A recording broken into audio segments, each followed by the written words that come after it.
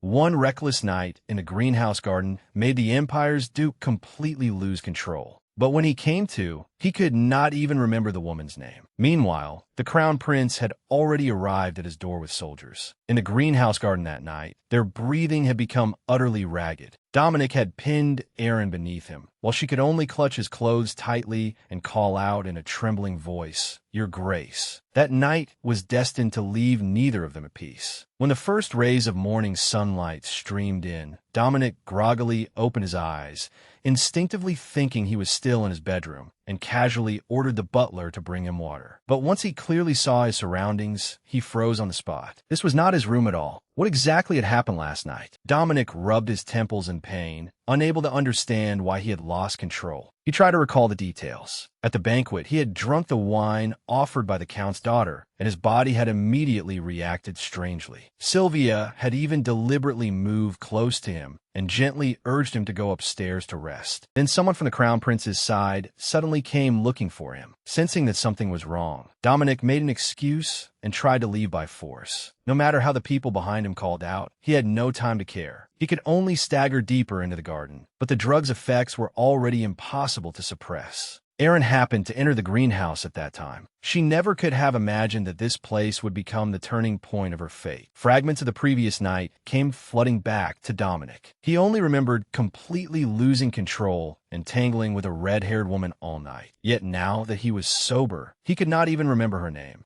Before he could sort out his thoughts, an extravagant carriage stopped outside the ducal mansion, and the Crown Prince strode inside. The moment the Crown Prince entered and saw Dominic looking so disheveled, he was so furious that he laughed. Dominic found it odd. Why had His Highness come so early in the morning, just to drink tea? But the Crown Prince immediately dropped shocking news. He had proposed to Sylvia the previous day, only to be rejected on the spot. The more he thought about it, the angrier he became, and he blamed Dominic for it. Dominic demanded to know whether he had used the red diamond necklace Dominic had given him to propose to Sylvia. The Crown Prince frankly admitted it. Dominic sighed helplessly. "Since Sylvia rejected you, Your Highness, why not propose to someone else? There are plenty of women who want to become Crown Princess." But the Crown Prince would hear none of it. In his heart, only Sylvia was worthy of that position. Dominic threw the question back at him. "Then you should keep pursuing her until she agrees. What is the point of coming to me?" The Crown Prince sneered and said he had an easier solution. If Dominic married first, Sylvia would naturally give up completely. That left Dominic speechless. It seemed His Highness was determined to force him into marriage. Meanwhile, Aaron was busy working in the garden when the maid Mary hurried over. Mary could not bear to watch her mistress doing such rough work and quickly try to take the tools from her. Aaron only smiled gently and said that staying cooped up indoors made her feel worse. Mary sighed, unable to argue with her, and suggested that they work together.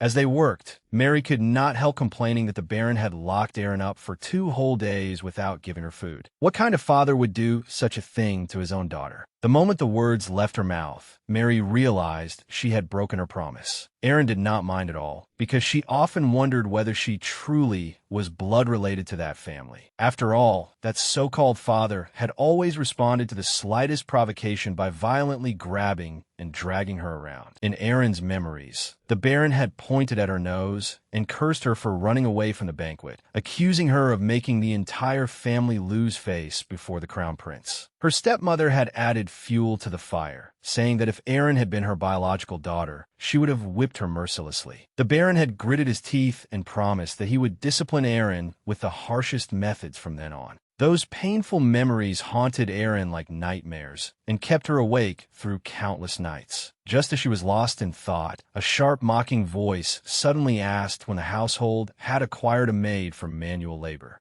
Aaron turned around and found that Janice and her husband had returned. Janice complained about the heat while deliberately bringing up the banquet from a few days ago. Looking at Aaron's plain, even shabby clothes, her face was full of undisguised contempt and mockery. "I heard even Duke Dominic and the Crown Prince attended. Surely you did not go looking like that and embarrass yourself?" Watching Janice leave smugly, Mary stamped her feet in anger and urged Aaron not to take such cruel mockery to heart. But Aaron merely stood there silently for a long time, without saying a word. Mary was worried about her. Erin suddenly came back to herself. The moment she had heard Dominic's name, her cheeks had unconsciously flushed red. It seemed that absurd encounter in the greenhouse had left an indelible mark on her heart. Upon hearing this, Dominic was so irritated that he laughed. He thought the Crown Prince must have lost his mind to come up with such a ridiculous scheme. Though the Crown Prince's expression darkened, Dominic did not care in the slightest. The Crown Prince then offered a bargaining chip that was hard to refuse: exclusive development rights to Hain Mine. The Crown Prince knew very well that the mine's owner was gravely ill. Once the old man died, the rights would naturally pass to him, but Dominic would not give them up so easily. He had secretly planned for years to acquire the kingdom's largest iron mine. There was no way he would hand over such a prize. The Crown Prince was no harmless man. He was like a cunning, venomous snake. Even so, Dominic rejected the proposal on the spot, saying that he had heard nothing that day. The Crown Prince could hardly believe it,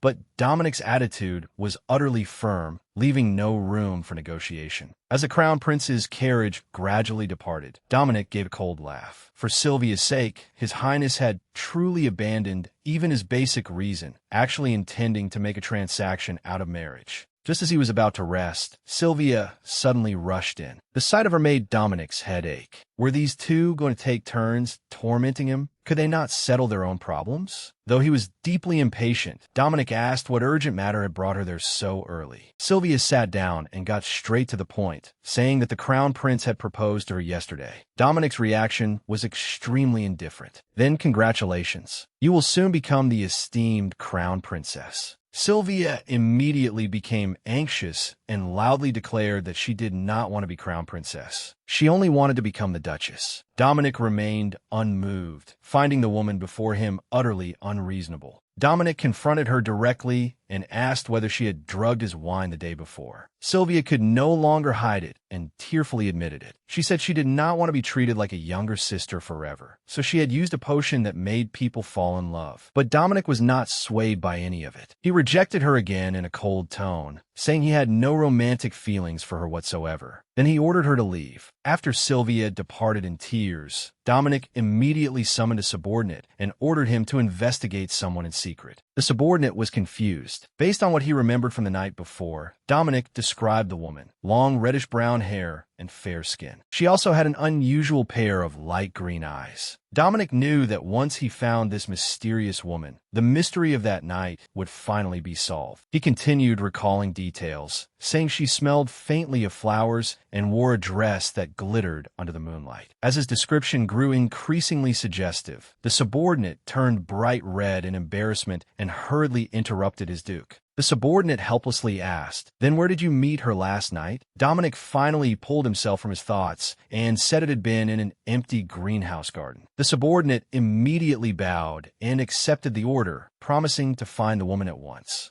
After the subordinate left, Dominic thought about it more and more. Why had that woman been crying in the greenhouse? And why had she been the one to kiss him first? If it had all been a carefully arranged trap, what exactly was her purpose? Dominic knew very well that too many women willingly threw themselves at him. Before rumors spread, he had to find her first. Meanwhile, Erin stared blankly at the luxurious dress that had been delivered to her. Her stepmother coldly ordered her to dress properly because Viscount Mackin would arrive soon, warning her not to disgrace the family. Erin became frantic and pushed the dress aside. She ran to question her father, asking whether he truly intended to sell her to that old man. But he ignored her protest completely. Watching him leave coldly, Erin called after him, only to receive a heartless refusal. She was finally driven into a corner. Her heart was full of resistance. She simply could not accept such a fate. But her stepmother did not care. Instead, she smugly challenged Erin, asking what she could possibly do now. Faced with that vile expression, Erin finally reached her limit. She rushed forward and tore the dress to pieces. Her smug stepmother was furious, pointing at Erin for a long time without being able to speak. Erin looked at her coldly and firmly declared that she would never wear that dress, nor would she meet that old man. Her stepmother was utterly stunned. She had never imagined that the usually obedient Erin could be so resolute. Erin's attitude remained unwavering. She loudly declared that even if she had to leave this home forever, she would never accept the marriage. Without giving anyone time to react, she turned and ran toward the front gate. Furious voices behind her ordered her to come back at once. but Erin no longer cared. Holding up her skirt, she rushed out of the castle without looking back. This time, she was truly going to live for herself. But who could have expected that as soon as Erin ran into the courtyard, she would collide with the old man from the rumors? He assumed she had come out specifically to greet him and even began making oily, flirtatious remarks. Erin had no intention of speaking to him and simply went around him, continuing to run. The old man was stunned and shouted after her, demanding to know where she was going. But Erin had made up her mind. Lifting her skirt, she ran desperately toward the gates. From inside his carriage, Dominic recognized the red-haired woman in the rain at a glance. He immediately ordered the driver to follow her quietly. Watching Erin walk alone through the rain, Dominic was full of doubts. Was this fragile, helpless-looking woman truly the same person who had taken the initiative and kissed him in the greenhouse that night? Soaked to the bone, Erin felt more and more wronged until she could no longer hold back her tears. Dominic followed her and discovered that Erin entered a convent hospital. He took out the investigation report his subordinate had just delivered, which detailed Erin's background. She was the eldest daughter of a baron's household. After her birth mother died, her stepmother and stepsister Janice entered the family. Erin had no place in her own home. Worse still, her family was forcing her to marry an elderly nobleman for money. Her only younger brother, Eddie, was severely ill and currently hospitalized there. Reading the report, Dominic finally understood why she had worn such a desperate expression. Deep down, he hesitated. He did not want to become involved in this woman's tragic fate. But upon further thought, he realized this was actually a perfect opportunity. Then he left in his carriage. A few days later, Erin sat alone by the window, holding an exquisite box. She gently opened it to reveal a cloth doll. There was also a handkerchief embroidered with golden patterns. Looking at it, Erin could not help recalling that night. The blood-covered hand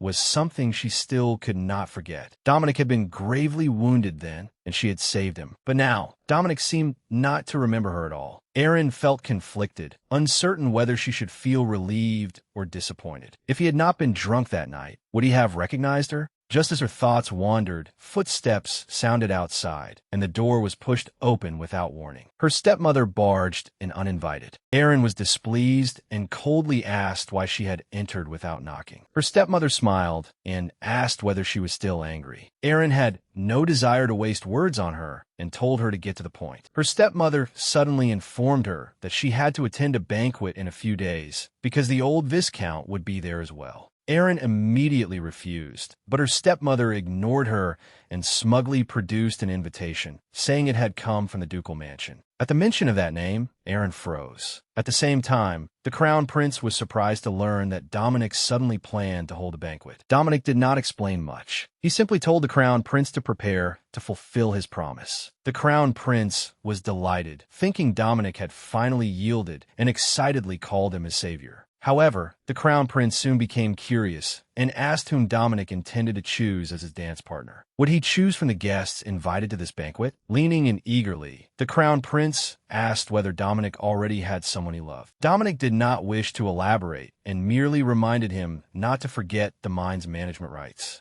The crown prince immediately patted his chest and promised that he would not break his word. Still, he was concerned. This was the Duke's lifelong affair, after all, and Dominic's mother was not even in the capital. Was it really wise to make such a rash decision? Dominic said that he was holding the banquet precisely to give his mother time to prepare herself. The crown prince was inwardly troubled. If word got out, it would not be only Dominic's mother who was shocked. Sylvia would probably cry herself to death. The lavish banquet hall was packed with guests. Dominic stood on the second-floor balcony, looking down at the crowd. At last, the woman he had been waiting for entered his sight. The moment Erin stepped into the banquet hall, the detestable old Viscount came after her. She found it unbearably irritating and wanted nothing more than to escape. From above, Dominic saw the entire awkward scene. His plan could finally begin. Sylvia, dressed magnificently, took the initiative to approach Dominic and tried to attract his attention. But Dominic's attitude was exceptionally cold. Unwilling to accept this, Sylvia deliberately mentioned her red dress and asked him whether it looked good.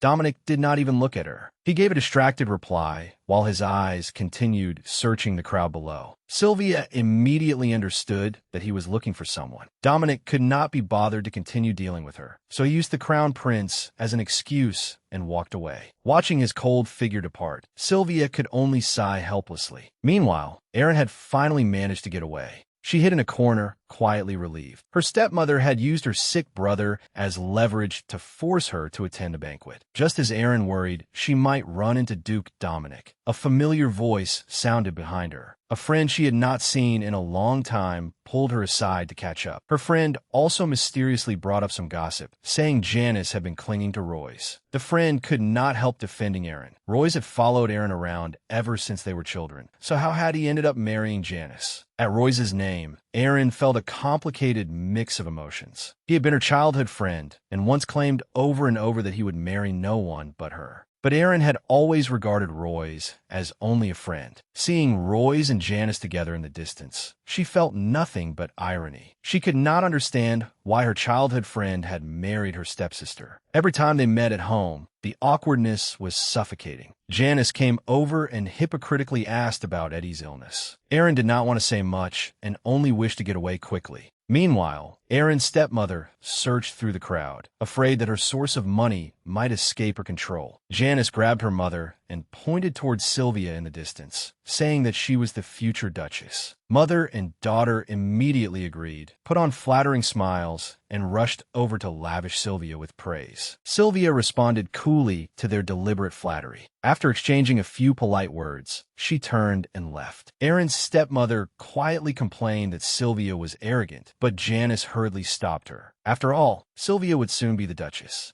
Aaron was alone on the balcony, enjoying the breeze as she stared at the extravagant view. Then a low male voice sounded behind her. Dominic had approached without her noticing and teased her, asking whether she was waiting for someone again. Aaron turned around in alarm and discovered that it was Duke Dominic. Dominic stared at her panic-stricken face, the corner of his mouth lifting in a cold smile. She had worn the same expression in the greenhouse last time. He stepped closer, one step at a time, and said they needed to have a proper conversation. Aaron silently cursed her own carelessness. She had thought the crowded banquet would let her avoid him, yet she had still been caught. Her thoughts were in complete turmoil as she prayed he would not remember that night. But Dominic's next words shattered her hopes. With a sneer, he said that he remembered everything, including how she had seduced him. Aaron panicked and hurriedly explained that it was the Duke who had been drunk and that he had suddenly entered the greenhouse. Dominic did not believe her explanation. He warned her not to play dumb and not to think of running from him. With nowhere to escape, Aaron could only explain that she had heard someone approaching and had been forced to leave to avoid causing trouble. Dominic continued pressing her, demanding to know whether she intended to take the secret to her grave. Aaron quickly promised that she would never tell anyone.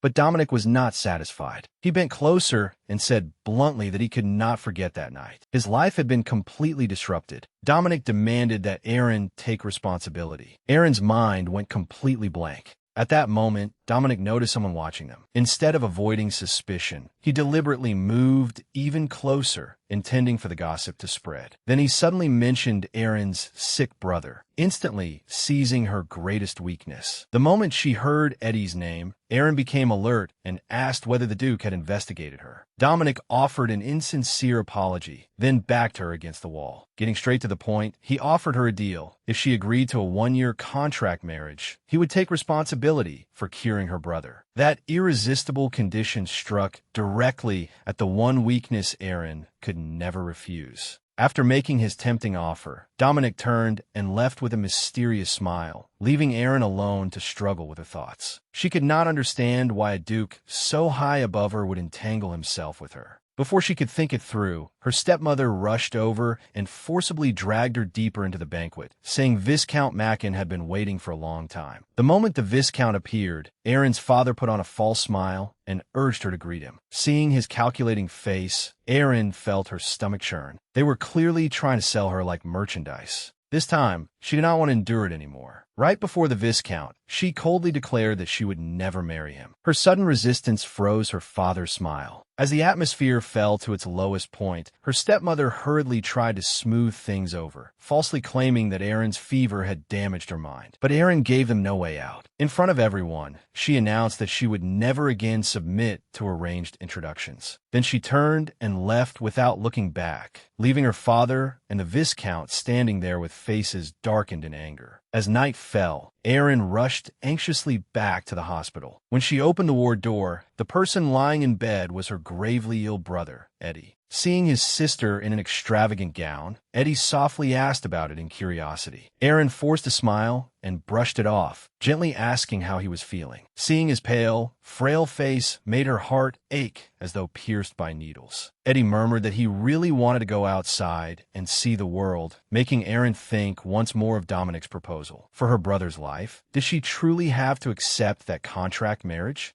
Looking at the drizzling rain outside, Eddie softly said he liked rainy days. They reminded him of the happy times when he and Aaron had run through the rain as children. But when he returned to reality, his eyes dimmed. He knew he was holding his sister back. The only reason their father and stepmother had not thrown them out was because they wanted to squeeze out every last bit of Aaron's value. Aaron gripped her brother's hand tightly and comforted him, telling him not to think such thoughts. She lied that she would take him traveling in autumn, but as she left the ward, her stepmother's vicious threat echoed in her ears. If Aaron dared to run away, Eddie would be thrown out of the hospital immediately. Staring down the empty hallway, Aaron sank into despair. Was she truly destined to surrender to such a miserable fate? Aaron considered taking her brother away to seek refuge with her maternal grandmother, but Dominic's unexplained hostility clung to her like an inescapable curse. She could not understand the Duke's true intentions. The next morning, as Aaron entered the garden, she noticed the strange looks around her. Everyone was pointing and whispering about her. Just as she wondered what was happening, her friend Charlotte hurried over, grabbed her, and anxiously asked about the astonishing rumor. At Charlotte's words, Aaron felt as if she had been struck by lightning. The rumor said that she and the Duke had behaved intimately at the banquet. Aaron instantly understood. Dominic had definitely done it on purpose that day. He had known someone was watching them. Although Aaron tried desperately to explain to her friend, the spark of gossip could no longer be extinguished. The moment she returned home, her stepmother greeted her with a sarcastic smile, mocking her for looking down on the Viscount when she had apparently attached herself to a mighty Duke. Looking at her stepmother's smug and contemptuous face, Aaron felt a terrible headache coming on. She had been pushed straight into the center of the storm. Now even her father and stepmother knew. Her plan to take Eddie to her maternal grandmother had been completely disrupted by this sudden turn of events. But after thinking it over, Dominic's terms truly were impossible to refuse. If she entered a one-year contract marriage, Eddie would receive the best treatment, and she could escape this suffocating household for good. Although it frustrated her that he had investigated her past and used it as leverage, she had no right to be picky now. Rather than remain at the mercy of this family, she might as well take the risk and gamble on an unknown future. Aaron slowly took out the keepsake from a box, and her gaze gradually became firm. Was it not simply 1 year as the Duchess? She would accept the deal. She would make those who had oppressed her pay the price they deserved. Just as Dominic prepared to leave, Sylvia forcibly stopped him. Sylvia urgently asked whether the recent rumors were true. Dominic remained cold and said that he knew nothing about them. Sylvia angrily demanded to know how a dignified duke could become involved with some unknown woman. Dominic sneered and warned her that speaking about others behind their backs was extremely rude. Sylvia still would not give up and invoked the Dowager Duchess to pressure him. Dominic leaned close to her ear and coldly warned that it was a royal celebration, so she had better not make a spectacle of herself. This was not the place for such a conversation. His words left Sylvia unable to respond. Just as the atmosphere became awkward, Dominic spotted Benjamin approaching. He immediately went over to speak with him and casually suggested discussing the renovation of the estate. Benjamin was flattered and quickly agreed. Dominic turned back and perfunctorily told Sylvia that they could speak another day, then left without looking back. Sylvia was left standing alone. She had never expected Dominic to cast her aside so blatantly just to avoid her. As Sylvia stood there feeling wronged and upset, a gentle voice suddenly called to her. The person was the crown prince. He stepped forward and concernedly asked whether she was feeling unwell. Sylvia hurriedly hid her feelings and claimed that she was fine. The crown prince gently comforted her, saying that if she had any troubles, she could always confide in him. Sylvia's heart immediately warmed at his words, and she softly thanked His Highness. With the crown prince's considerate concern, much of the pain from being ignored faded away. Meanwhile, a new storm was quietly brewing elsewhere. Having made her decision, Erin came alone to the gates of the ducal mansion. Looking at the grand estate before her, she could not help feeling uneasy. Could she really survive in a place like this? As her thoughts raced, urgent hoofbeats sounded behind her. Erin instinctively turned around, only to discover that the newcomer was Dominic himself. Dominic looked down at her from horseback and teased with a smile. "It seems you made your decision sooner than I expected." He then dismounted and invited Erin to walk with him. "The weather is lovely. Shall we take a walk?" This seemingly casual invitation marked the official beginning of their contract marriage. The first thing Dominic did was take Erin's hand and kiss it. Though the gesture appeared gentlemanly, it was actually forcing her to declare her intentions. Dominic smiled and said that if she had not come for him, she could turn around and leave now. Erin knew perfectly well that he already understood everything, yet he deliberately wanted to watch her struggle. But when she thought of her sick brother, she knew she had no right to be willful. Suppressing her anger, she admitted that she had come to see him.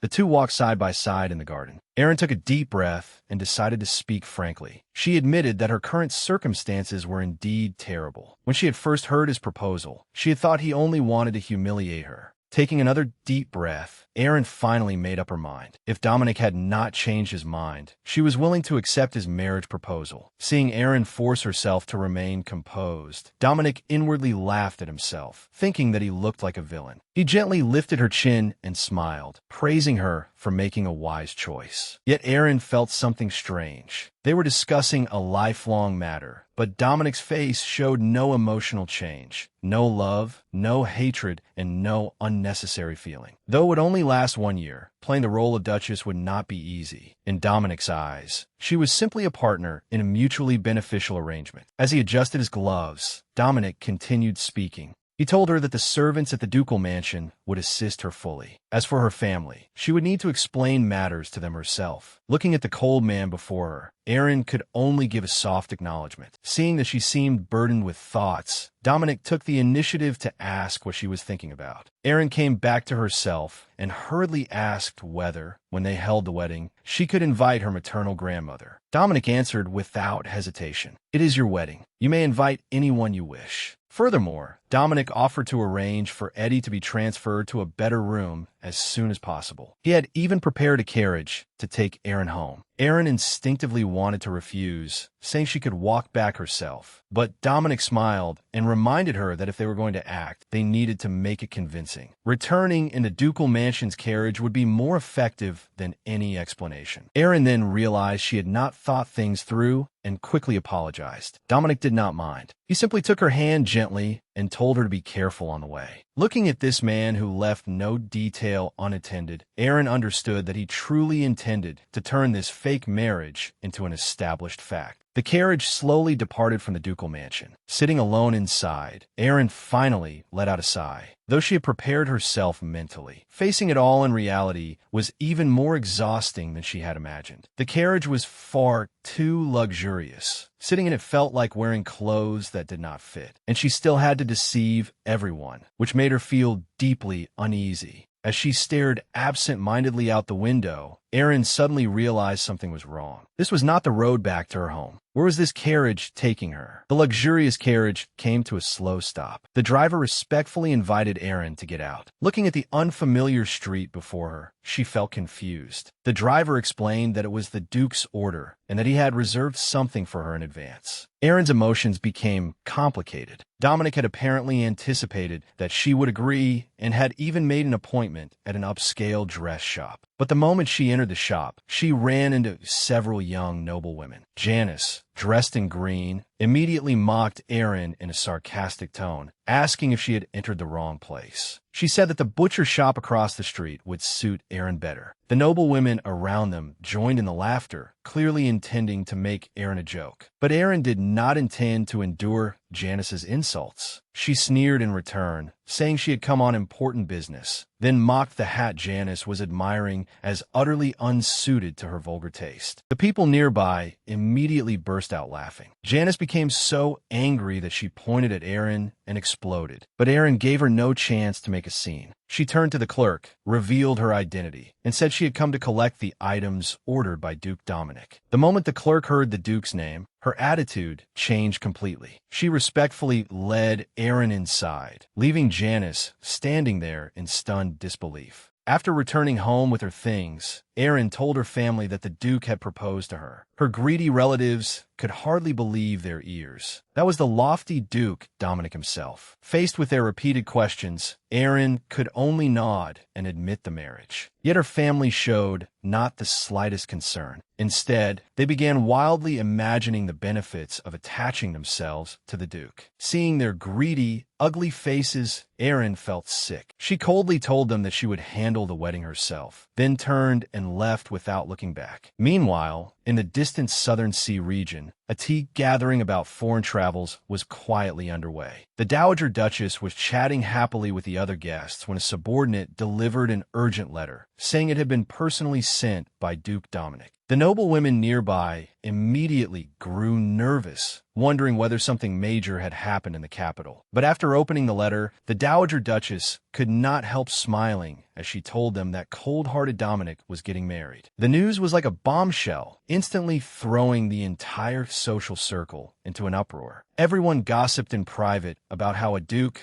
could possibly marry an obscure, impoverished noblewoman. People even secretly speculated that the Dowager Duchess would be furious when she learned the news. But no matter how much the outside world talked, the wedding date was set with astonishing speed. Just then, the maternal grandmother Erin had longed to see finally arrived, weary from travel. The moment Erin saw the elder who had always loved her, she rushed into her arms in tears. Her maternal grandmother looked at the thinner Erin with a heartbroken expression, scolding her for losing so much weight. Erin's father quickly stepped forward, trying to invite the grandmother inside to rest. But she did not give him a pleasant look and coldly refused. She had not come all this way to catch up with his family. She had come to thoroughly question this marriage, which seemed suspicious in every way. Under her maternal grandmother's stern questioning, Erin could only smile awkwardly. Her grandmother was not easily fooled and warned Erin not to lie, saying that her eyes could see through any deception. Unable to hide it any longer, Erin gritted her teeth and told a shocking lie. She and the Duke had already spent a night together. At those words, her maternal grandmother was completely stunned, exclaiming that she had never expected Erin to be so bold. Erin could only force herself to continue the lie, saying that such things between a man and a woman were impossible to predict. In truth, she was incredibly nervous. She wanted to tell her grandmother the truth, but the secret of the contract marriage absolutely could not be revealed. Fortunately, although her maternal grandmother found it absurd, she reluctantly accepted the explanation. But before either of them could relax, a maid rushed in anxiously. The ducal mansion had sent an urgent letter. When Erin opened it, her heart sank. The Dowager Duchess had returned to the estate and specifically requested a private meeting with her. This left Erin in a terrible predicament. She might have barely managed to deceive her maternal grandmother, but the Dowager Duchess was no easy person to fool. As Dominic's mother, how could she fail to notice something suspicious? If she discovered that this was a contract marriage, the consequences would be unimaginable. Looking at the letter in her hand, Erin's heart pounded anxiously. Had she really acted too impulsively this time? Seeing Erin so worried, her maternal grandmother suddenly said that she actually knew something about the Dowager Duchess. Erin immediately became attentive. Her grandmother recalled that the Dowager Duchess had been obsessed with art in her youth. She had even neglected family matters just to spend time with artists. Most importantly, the two of them had often met at auctions in the past, nearly pulling each other's hair out on the spot while competing for artworks they wanted. Therefore, Aaron's maternal grandmother specifically warned her never to mention their relationship when she met the Dowager Duchess, lest the woman take revenge over old grudges. Hearing this absurd old gossip made Aaron even more uncertain. The Dowager Duchess sounded far too unpredictable. Would the upcoming meeting truly go smoothly? Meanwhile, the Dowager Duchess was admiring a knight's statue that had just been delivered. In her eyes, it was a rare work of art. Just as she immersed herself in it, a maid entered to report that Sylvia had come see her. At the mention of that name, the Dowager Duchess was somewhat surprised, but she still ordered Sylvia to be shown in. Sylvia had already devised a plan before entering. She believed that Dominic's sudden announcement of marriage must have made the Dowager Duchess furious, so she could use the opportunity to sow discord. Yet the Dowager Duchess was remarkably calm and merely exchanged a few polite greetings. She sighed and said that although she also found it regrettable, no one could stop Dominic once he had made up his mind. Before Sylvia could react, the Dowager Duchess ordered her to leave, using an afternoon appointment as an excuse to say she could not keep her company. Sylvia was completely bewildered. She had never imagined that the woman would so coldly send her away. Sylvia had assumed the Dowager Duchess disapproved of the marriage as well. With no other choice, she awkwardly said goodbye and left. As Sylvia's carriage departed from the ducal mansion, another carriage arrived from the opposite direction. Inside was Aaron, coming for her appointment. When Aaron arrived, she saw a familiar figure through the carriage window, Sylvia, who had just been turned away. Seeing Sylvia looking so lost, Aaron felt a complicated mix of emotions. In everyone's eyes, Sylvia was the person best suited for Dominic. Aaron could not help questioning herself. Had she taken someone else's place? Could she truly walk this path well? But there was no longer any way to turn back. Led by a maid, Aaron entered the reception room. Looking at the magnificent, glittering chamber, she could not help marveling inwardly. The furnishings were not only luxurious, but revealed their owner's distinctive taste everywhere. Just as Aaron was absorbed in looking around, an oddly shaped stone caught her attention. It seemed strangely out of place amid the room.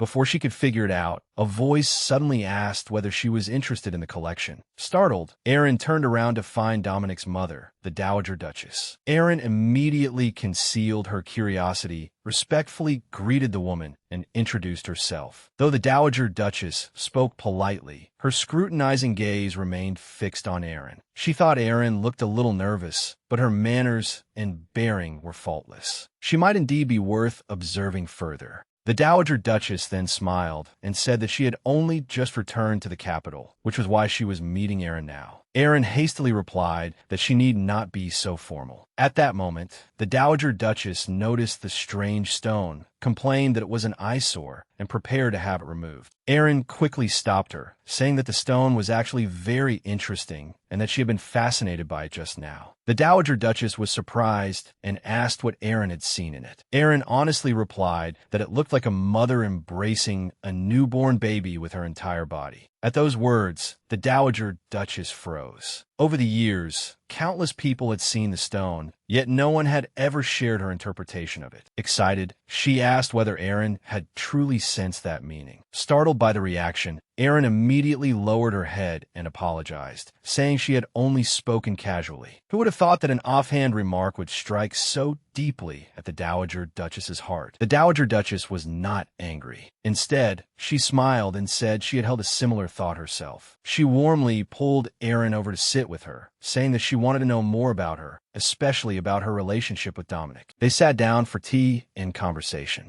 The Dowager Duchess remarked that it was no wonder she had never seen Aaron in society before. Aaron must have been caring for an ill relative. Aaron explained that the elder's health had improved considerably and that she had come all the way from Cardastia specifically to attend the wedding. At the mention of Cardastia, the Dowager Duchess suddenly paused. Aaron's heart skipped a beat. Had she thought of Aaron's maternal grandmother? The Dowager Duchess quickly concealed it, saying that they also had a villa in Cardastia, though some unpleasant things had happened there in the past. Hearing that made Aaron uneasy. The Dowager Duchess explained that it was only a minor incident, but Aaron felt there was more to it. The Dowager Duchess continued, saying that Dominic actually liked Cardastia very much. She herself could not understand how, after such an absurd incident, he could still like that place. At that point, Aaron was completely stunned. Dominic liked Cardastia? Did that mean he still suspected something about the accident years ago? Or had he already recognized her long ago? Seeing Aaron lost in thought, the Dowager Duchess gently called to her. Aaron abruptly returned to herself and quickly explained that hearing the name Cardastia had stirred some feelings in her. The Dowager Duchess looked at her thoughtfully and guessed that, since Aaron had lived there for so long, she must miss it greatly. Perhaps she and Dominic had even met in Cardastia before. Aaron could only awkwardly agree that it was possible. Following that line of conversation, the Dowager Duchess continued to ask, "Since we're discussing this, why not tell me how the two of you decided to marry?" Faced with the sudden question, Aaron could only force a smile. She knew she absolutely could not arouse the Dowager Duchess's suspicions. The secret of the contract marriage was something she had to keep alone. Several years earlier, in Cardastia, Aaron had disguised herself as a man to attend a ball. She had thought it was merely an ordinary gathering when a huge noise suddenly came from the woods, followed by piercing gunshots and screams. Aaron gathered her courage and followed the sound.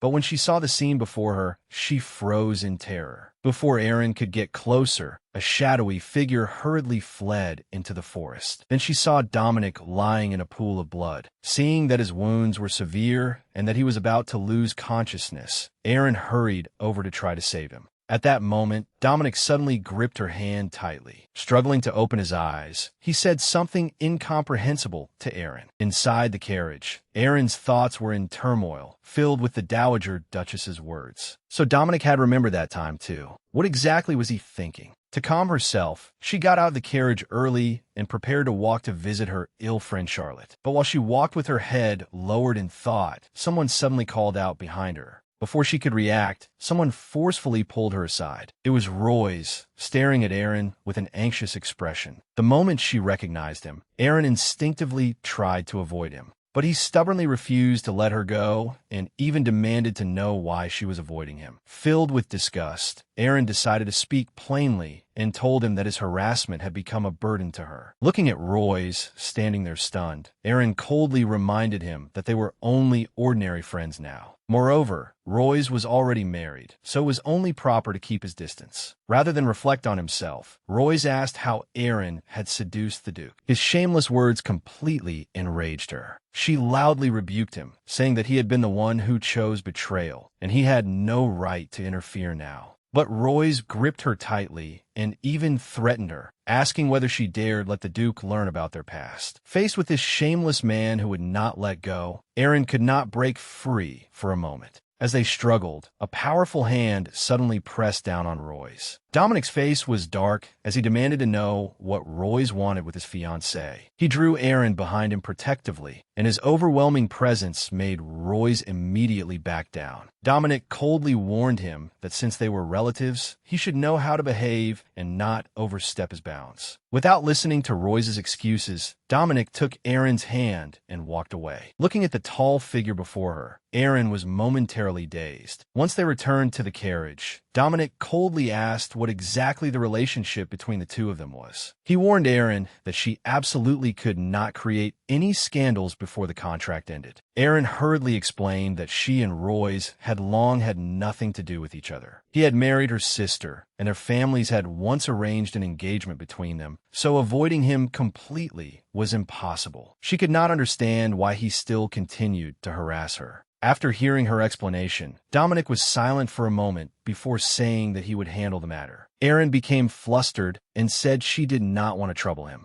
Dominic asked in return whether she intended to keep allowing it to continue. His question rendered Aaron speechless, and she could only let him make the decision. Dominic smiled confidently and told her to focus on preparing for their upcoming wedding. As for that troublesome man, he naturally had ways to deal with him. Dominic again told Aaron not to worry about Royce and simply prepare for the wedding. Aaron felt that he was right. Since she was about to get married, she truly had no energy left to deal with that madman, so she obediently nodded in agreement. The days passed quickly, and before long, the wedding day arrived. The outdoor wedding at the ducal mansion was extravagantly magnificent, drawing endless praise from the nobles who came to offer congratulations. Yet in private, people still could not stop gossiping about Aaron's unremarkable background. Some even mocked the Baron's family, saying they had finally managed to climb to a higher branch. Meanwhile, the Baroness was smugly boasting to the others that she had always loved Aaron as her own daughter and had finally lived to see this day. Her hypocritical expression was almost laughable. The noblewomen at the wedding showered the Baroness with compliments, praising Aaron's elegant bearing and even saying she was far more outstanding than the Baroness's second daughter. All the Baroness could do was smile awkwardly. Just then, the bride finally entered. The moment Aaron appeared in her wedding gown, she drew every eye in the room. Everyone could not help marveling at her beauty. Yet someone in the crowd suddenly froze and even cried out the name of Aaron's birth mother. They all felt that Aaron now looked exactly like her late mother. At the mention of that woman, resentment immediately surged within the Baroness. Despite the praise surrounding her, Aaron felt only bitterness. The beautiful wedding dress, the perfect venue, and the flawless groom before her. Yet all of it was merely a contract marriage. Looking at Dominic standing before the altar, Aaron walked toward him step by step. The louder the applause became, the more ironic it felt. She kept warning herself not to fall for him, because none of this truly belonged to her.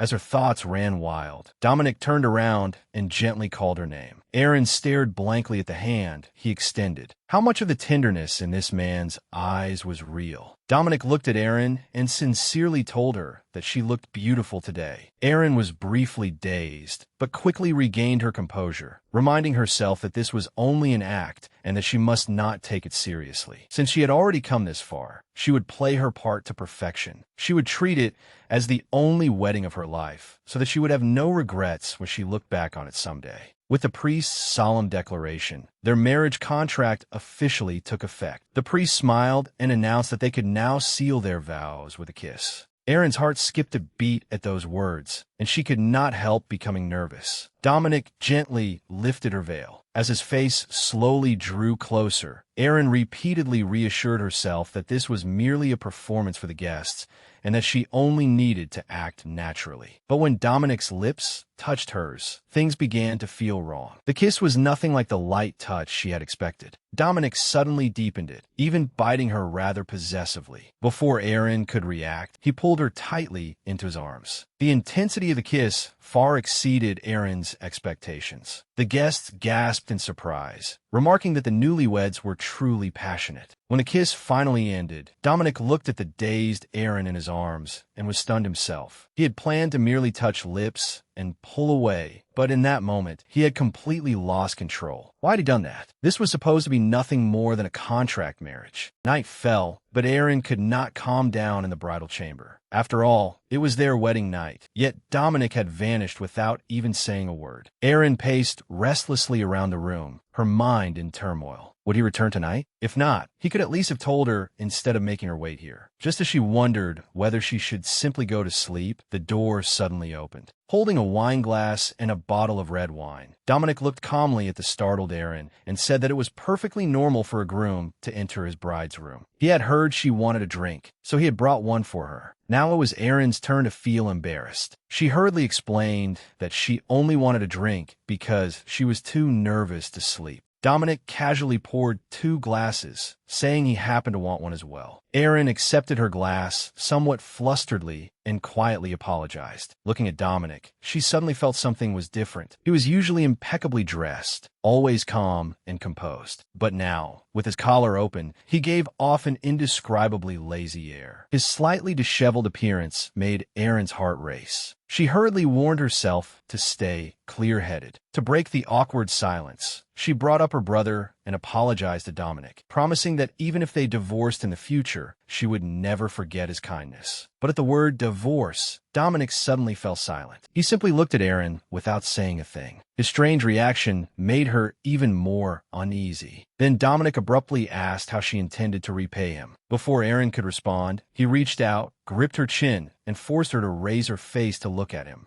Looking at the flustered Aaron, Dominic leaned closer and whispered that, since they were married now, it would be enough for her to fulfill her duties as his wife. Faced with his handsome face at such close range, Aaron panicked. Ever since the greenhouse, she had imagined scenes like this countless times. But when Dominic truly moved closer, Erin began to hesitate. They were only pretending to be married under a contract. Could she really let herself sink into this tenderness? Noticing her resistance, Dominic stopped and quietly asked whether she was afraid. Erin hurriedly shook her head in denial. Dominic gave a self-mocking smile and said that if she did not want to, then they could forget it. They only needed to act like a married couple in front of others. As Erin watched him turn away, she felt strangely empty. Was their wedding night really going to end so unpleasantly? Dominic softened and told her not to be so nervous, saying she should sleep first because he still had work to handle. Feeling awkward, Erin offered to sleep on the sofa so they would not have to share a bed and make things uncomfortable. Dominic said there was no need. The bed was large enough for 3 people, and he would be leaving on a business trip early the next morning anyway, so he would not be sharing it with her. Erin felt a mixture of emotions at those words. Looking at the large bed, she suddenly realized that she had imagined this contract marriage too simply. Erin lay in the empty bed, expecting to be too nervous to sleep. Yet after such an exhausting day, she quickly drifted off. The next morning, she woke groggily and looked beside her, only to find that Dominic was already gone. The empty half of the bed left an indescribable feeling in Erin's heart. Had her newlywed husband already departed? Dominic had indeed left, and Erin secretly breathed a sigh of relief. If they had eaten breakfast together, she would surely have been too embarrassed to know what to do. Just then, a maid entered and warmly greeted Erin, teasing that a wedding night could certainly be tiring. Feeling embarrassed, Erin casually asked where Dominic had gone. The maid sighed helplessly and said that the Duke had left on his trip early that morning. As Erin listened, she suddenly noticed what appeared to be injuries on the maid's hand holding the wash basin. How had she hurt her hand? Erin immediately took hold of it and asked. The sudden gesture startled the maid. The maid assumed Erin disliked her dirty hands and hurriedly offered to send another maid to serve her. Erin quickly stopped her and explained that she was only worried about the burn. If it was not treated quickly, it could leave a scar. To keep the injury from worsening, Erin told her not to touch water for the next few days. Someone else could bring the washing water, she said gently, asking for the maid's agreement. The maid was completely taken aback. She had thought nobles were all extremely demanding, like Sylvia, who often visited and never treated servants as people. But this new duchess was entirely different. Not only did she have no heirs, she even showed concern for a lowly maid. It warmed the maid's heart. The maid quickly agreed, then led Erin to the dining room. As they walked, she wondered whether she should pick some hibiscus flowers from the garden to decorate the bridal chamber and make this kind new duchess happy. At the dining room, the butler Geoffrey had already prepared breakfast. As soon as Erin sat down, Geoffrey handed her a letter, saying that the Duke had specifically left it before departing. Erin opened it in surprise. Dominic wrote that he had settled her brother's matter as promised and told her to stay at the mansion without worry. Geoffrey explained that the Duke was usually busy with work and often had to travel. Erin smiled and said she understood. She comforted herself that this was simply a mutually beneficial contract marriage. As a false bride, she had no right to complain.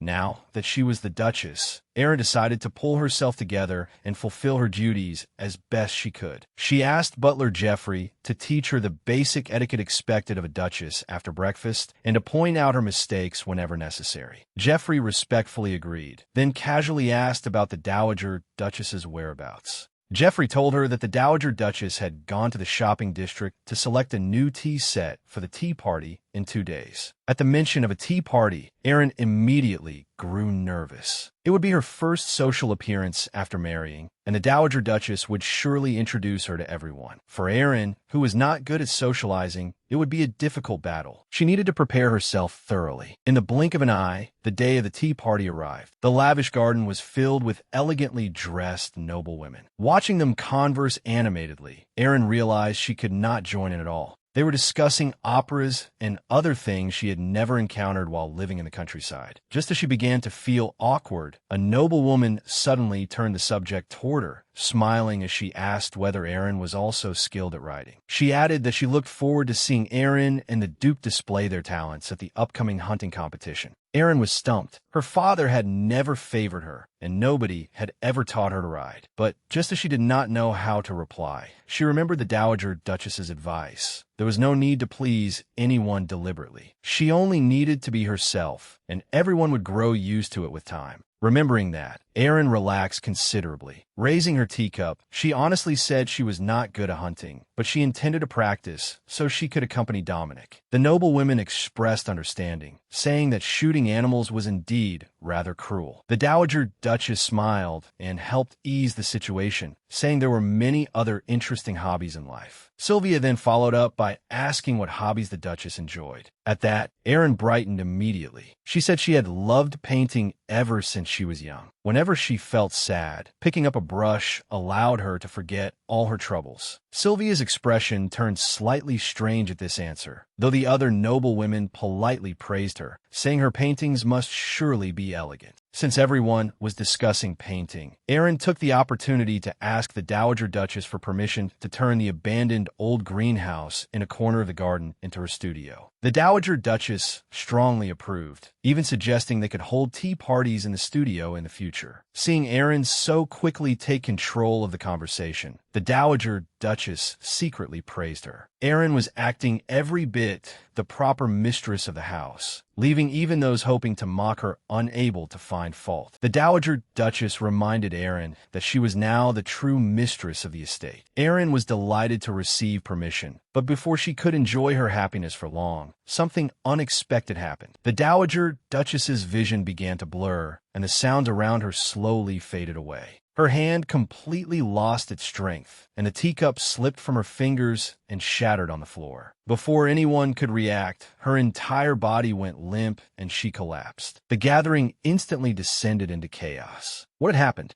No one expected the Dowager Duchess to faint so suddenly. Seeing her unconscious, Erin immediately shouted for someone to fetch a doctor. She had seen this condition before, and every second mattered. As Erin helped the Dowager Duchess breathe more easily, she instructed someone to loosen the corset around her waist. With the others' help, Erin successfully loosened the Dowager Duchess's corset. Before long, her breathing finally became smooth again, and her complexion improved considerably. Just as everyone breathed a sigh of relief, Dr. Higgins rushed in carrying his medical case. Elsewhere, Dominic was meeting with Prince Savant. Dominic thanked Savant, saying that things had gone so smoothly thanks to His Highness's assistance. Savant waved it off with a smile, saying it was simply a favor returned. Then he abruptly shifted the topic and asked about Dominic's marriage. Apparently, news of Dominic's wedding had already reached the prince. Dominic explained that the wedding had been arranged too hastily, so they had not invited many guests. Savant smiled, saying he was simply curious what sort of woman could have so quickly captivated the Duke. Savant then extended an invitation, saying he had just returned to the country and was preparing a party. He hoped Dominic would bring his wife so that he could meet the rumored Duchess. Dominic felt somewhat helpless. He had thought that getting married would settle everything, but everyone was far too interested in Erin. And in truth, he did not want to play the loving husband in public as well. Still, Dominic could only agree to Savant's invitation for now. But before they could speak any further, a frantic cry suddenly came from outside. The next moment, Higgins hurriedly pushed open the door and burst in, reporting that something had happened at the estate. Dominic's heart lurched at the news. Outside the estate, rain was pouring down. Fortunately, the Dowager Duchess was already out of danger and resting in bed. Erin remained at her bedside, and seeing her recover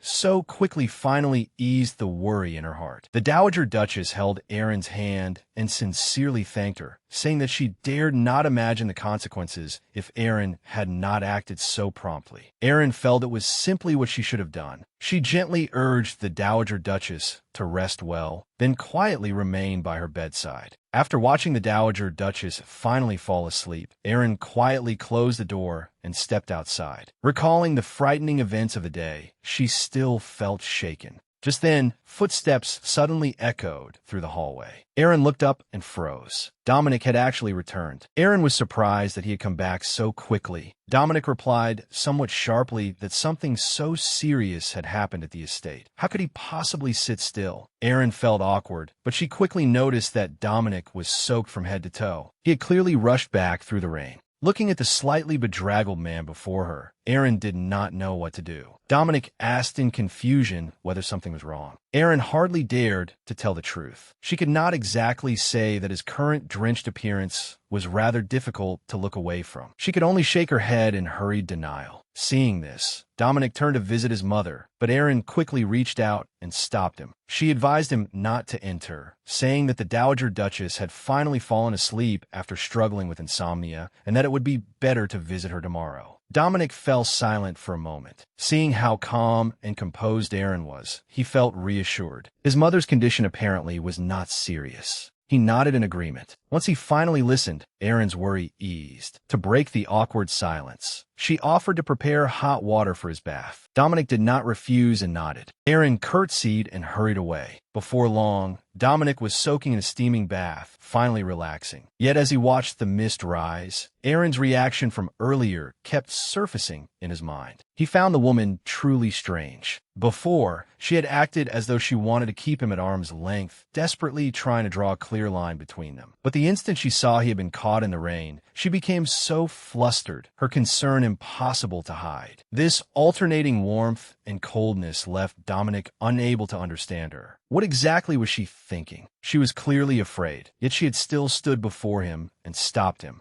The less he understood, the more he could not stop paying attention to her. He even began regretting that he had not kissed her earlier. He could not help wondering what her reaction would have been if he truly had. Would she have panicked completely, just as she had during their wedding kiss? Thinking of it, Dominic irritably splashed water on his face. He cursed himself for going mad. The moment he relaxed, his mind filled with nothing but these ridiculous thoughts. In the hallway, a maid who was about to leave shoved a stack of towels into Aaron's arms. She told her that once Dominic finished bathing, Aaron only needed to hand him the towels. Aaron instantly panicked. Delivering the towels meant directly facing her contract husband after his bath. They were husband and wife in name, but the thought of Dominic lying in the bath, Aaron became so nervous that her entire body felt stiff. How was she supposed to bring in the towel? Aaron patted her cheeks and told herself to calm down. They were married. After all, what was there to fear about taking one look? Clutching the towels, she took a deep breath and entered the bathroom. Through the screen, she could vaguely see Dominic's silhouette. Then he suddenly gave a low cough. The sound startled Aaron, who already felt guilty as though she were sneaking around. She hurriedly dropped the towels on a nearby cabinet and shouted, "Your Grace, I left the towels here." Before he could answer, she fled in a rush. Hearing Dominic's low voice thank her behind her, Aaron covered her burning cheeks, half amused and half embarrassed. Dominic emerged in a bathrobe, looking perfectly composed. To break the awkwardness, Aaron brought up the Dowager Duchess's condition, saying the doctor had examined her and that she would be fine after resting properly. Dominic looked at her and asked whether she had been caring for his mother all along.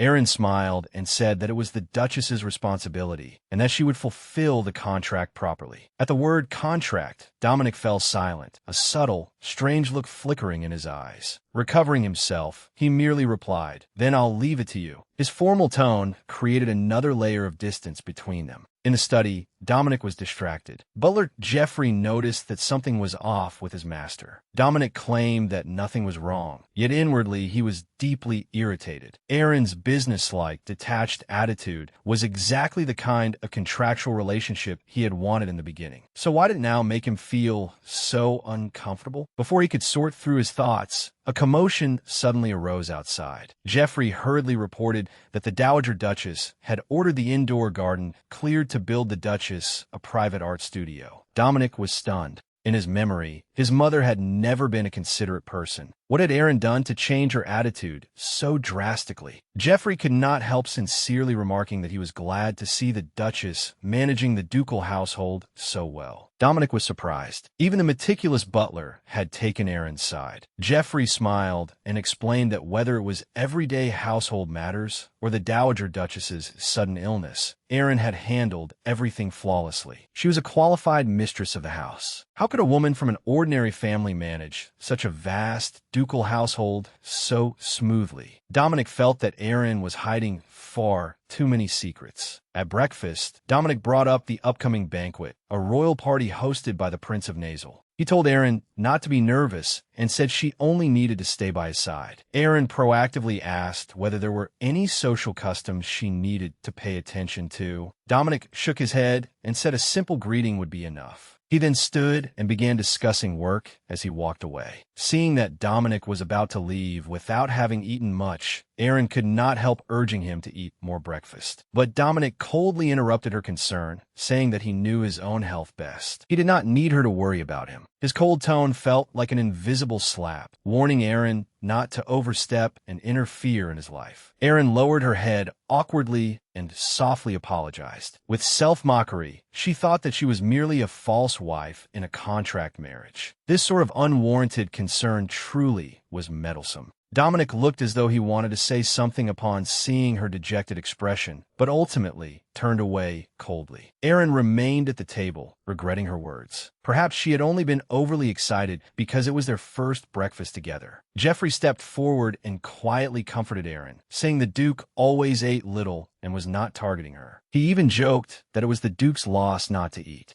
Aaron forced a smile and played along with the butler's joke, but inside she felt more exhausted than ever. Maintaining the proper boundaries in this contract marriage was far too difficult. As promised, Dominic arrived at the luxurious banquet hall. He asked an attendant where the crown prince was and learned that he had not arrived yet. Someone then invited him to pass the time at the card tables. Dominic was about to refuse when a disturbance in the distance caught his attention. Royce was gripping his cards with sweat pouring down his face, clearly in an extremely unfavorable position. Dominic's lips curved slightly as he changed his mind. He decided to greet his old acquaintance properly. Royce had lost everything at the card table and was irritably about to overturn it when a cold hand suddenly landed on his shoulder. Duke Dominic had appeared behind him without anyone noticing, smiling as he teased Royce about his fine luck. Royce trembled in fright and hurriedly stood to bow respectfully. Dominic casually waved a hand, saying that since their two families were now related by marriage, there was no need to be so formal. Cold sweat streamed down Royce's face as he hurriedly explained that he had planned to visit the Duke in a few days. Seizing the opening, Dominic suggested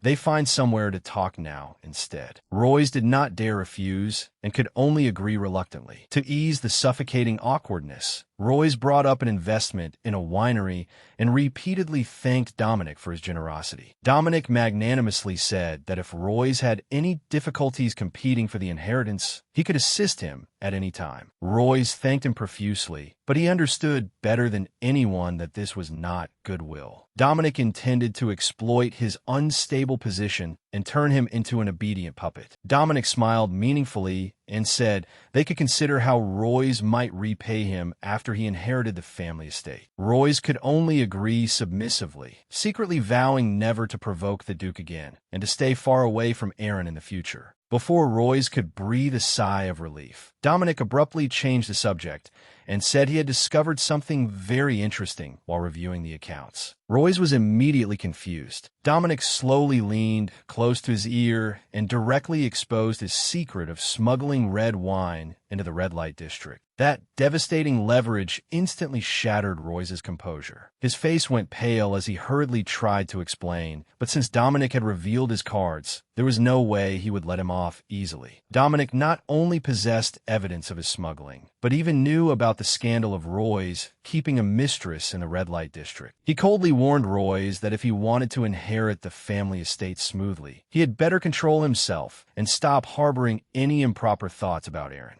After leaving that warning, Dominic used another appointment as an excuse and turned away, leaving Royce standing there alone, shaking with rage but powerless to do anything. Dominic then went to meet the Crown Prince. The Crown Prince curiously asked what Dominic had discussed with Royce, but Dominic brushed him off with an indifferent response. The Crown Prince did not press the matter and instead eagerly asked about Sylvia. He bragged about his achievement the previous day, saying that he had proposed to Sylvia again. Although Sylvia had been cold toward him before, this time she had not rejected him outright. Instead, she said she would seriously consider it, which the Crown Prince considered tremendous progress. Dominic only offered a perfunctory congratulations, but he understood the truth perfectly well. Sylvia was an extremely practical woman. She had once been determined to become the Duchess, but now that Dominic had married Aaron, Her dream of marrying into the ducal house had been ruined. Left with no alternative, she had settled for treating the crown prince as her second choice. Dominic did not want to dwell on romance, so he shifted the discussion to the mine partnership. He said the construction could begin immediately once the mining rights were transferred. The crown prince complained that Dominic was ruthless, but confidently promised that nothing would go wrong with the mine handover. Then he suddenly lowered his voice and asked whether Dominic had heard the rumor that Casimir Milton would soon return. The instant he heard that name, Dominic's movements abruptly stopped and his expression darkened completely. The crown prince could not help teasing him, saying that person had left so decisively back then, yet now had the nerve to come back. Dominic did not want to hear another word about that person. He coldly said goodbye and walked off, refusing to turn back no matter how the crown prince called after him. Watching his resolute departure, the crown prince helplessly clicked his tongue. It seemed that Casimir remained the one forbidden subject for the cold duke. At this point, the crown prince could not help feeling some sympathy for Erin, the newlywed wife who had just entered the ducal household. Back at the ducal mansion, Erin had already put on a splendid gown for the banquet. The maid sincerely praised her, saying that the duchess looked like a goddess tonight and would undoubtedly be the brightest star at the party. The dowager duchess looked at Erin with undisguised approval in her eyes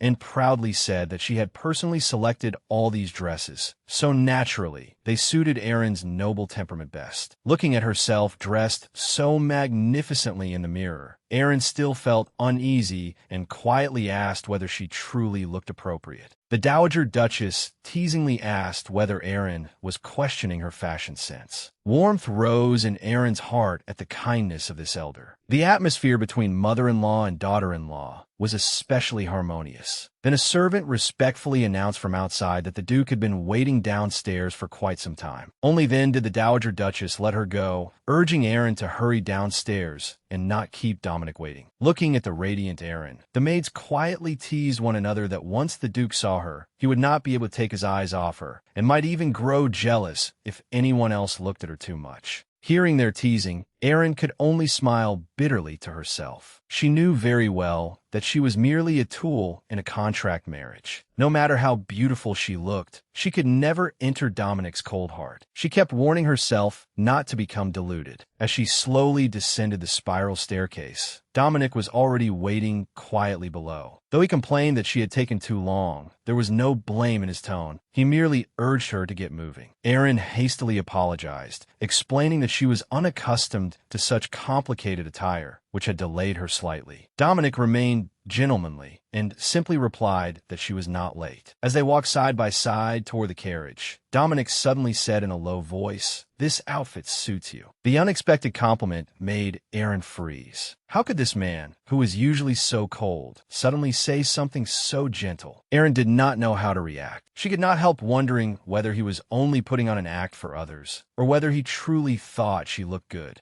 But whatever Dominic's reason, this rare display of consideration did ease Erin's tense nerves. She looked up, smiled, and thanked him. Seeing her smile bloom, Dominic fell silent for a moment, merely replying, "That's good," before leading her into the carriage. The moment Dominic and Erin entered the banquet, Prince Savant warmly approached them. He openly praised Erin, even declaring that the party had been held especially for her. Faced with the overly enthusiastic prince, Erin could only respond with polite pleasantries. Dominic, meanwhile, wore a dark expression, a flicker of wariness in his eyes. Before they could properly enter, several merchants eagerly surrounded them. They thanked Dominic for his previous support while probing for future business opportunities. Dominic was instantly surrounded by merchants, and all their talk of profit gave Erin a headache. She quietly stepped away and wandered through the banquet hall alone, admiring the exquisite foreign decorations. Just as she was about to get some air on the balcony, Prince Savant appeared again as if out of nowhere. He teased Dominic for neglecting his wife, then introduced a blonde man, the Empire's famous genius painter, Juliek. Erin was both surprised and delighted. She excitedly spoke of her admiration for the painter, and Juliek smiled as he began talking with her. Seeing this, Savant immediately suggested that they continue their conversation while dancing. Faced with the sudden invitation, Erin instinctively looked toward her husband in the distance. Dominic was still trapped by social obligations and could not get away. Just as Erin felt uncertain, Juliek elegantly approached her, bowed, and invited her to dance.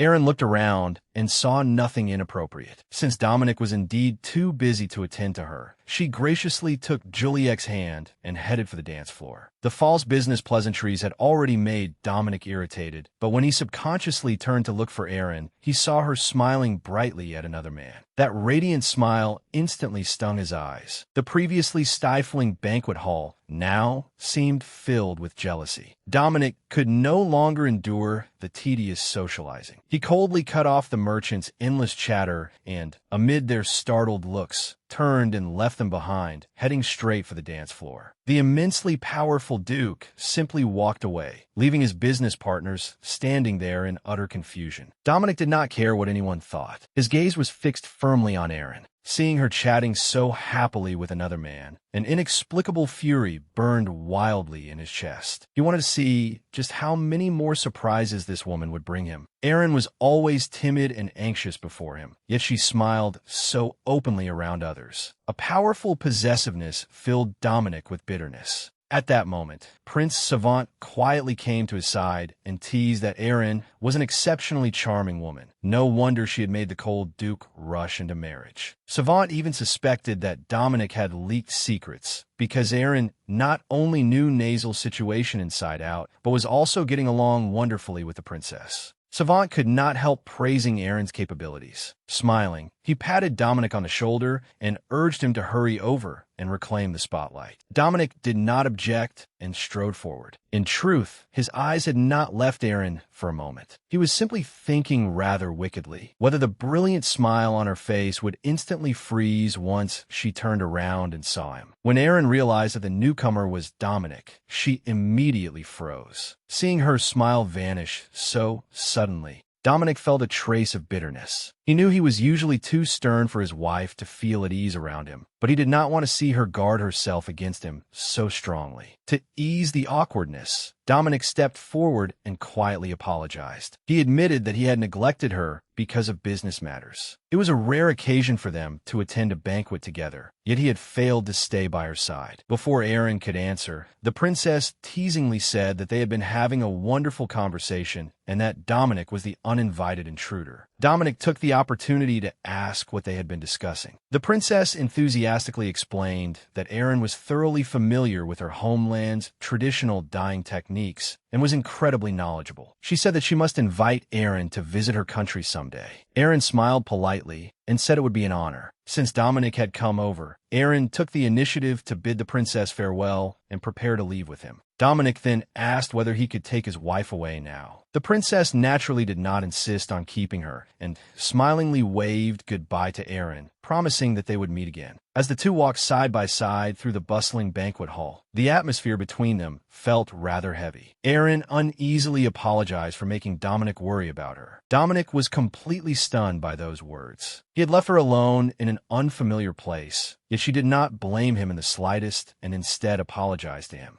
Watching Aaron lower her head in silence, Dominic was filled with confusion. What had happened to make it so difficult for her to even smile in front of him? The thought left a bitter feeling in his heart. To break the awkward atmosphere, Dominic offered to dance with Aaron. He quietly explained that if the Duke and Duchess did not even share one dance, people would inevitably gossip. Then he cautiously asked whether she disliked dancing with him that much. Aaron hurriedly shook her head and said that she would be very happy to. She gently placed her hand in Dominic's, and the two walked together toward the center of the dance floor. As the music played, Dominic led her through the steps and asked about what had happened earlier. He was curious where Aaron had learned so much about Nazel, because he had never known she was interested in that distant country. Aaron softly answered that she had only read about it in books. Since it was a party hosted by the Prince of Nazel, she thought it would not hurt to prepare in advance. She simply had not expected the material in the books to be so engrossing that she lost herself in reading. Dominic smiled slightly and teased that noble ladies who researched a country, especially for a banquet, were extremely rare. Aaron looked embarrassed, but added that although the princess had no right of succession,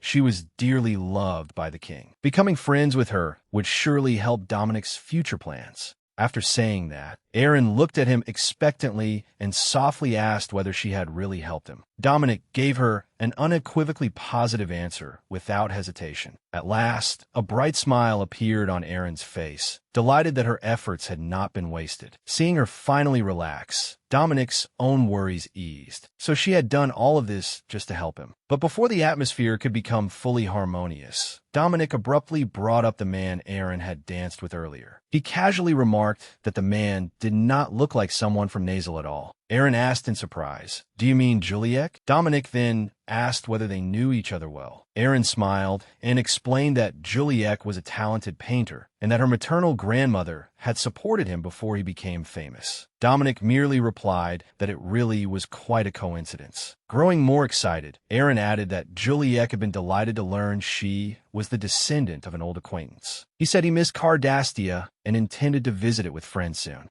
Erin had already decided that once she returned home, she would write to tell her maternal grandmother the good news. She knew her grandmother would be delighted. Seeing Erin become so animated at the mention of her hometown, Dominic understood that she had lived in Cardastia for so long that she must be deeply attached to it. Yet as he held Erin in his arms, he could not calm his heart. In 1 year, they would go their separate ways completely and become strangers with no connection at all. So why was he now concerned with every little thing she did, even caring about a woman who did not truly belong to him? Dominic could not understand it. Perhaps his own unusual behavior was the most unfathomable thing of all. After the banquet, the carriage swayed gently along the road home. Erin was half asleep and disoriented. They had just been at a lively party, so how had she suddenly ended up in the carriage home? Dominic's voice sounded beside her, asking if the carriage had woken her and gently telling her to sleep a little longer. Erin suddenly came fully awake and realized that she had been leaning on Dominic's shoulder the entire time. Frightened, she quickly moved away and apologized repeatedly, afraid that she had offended him.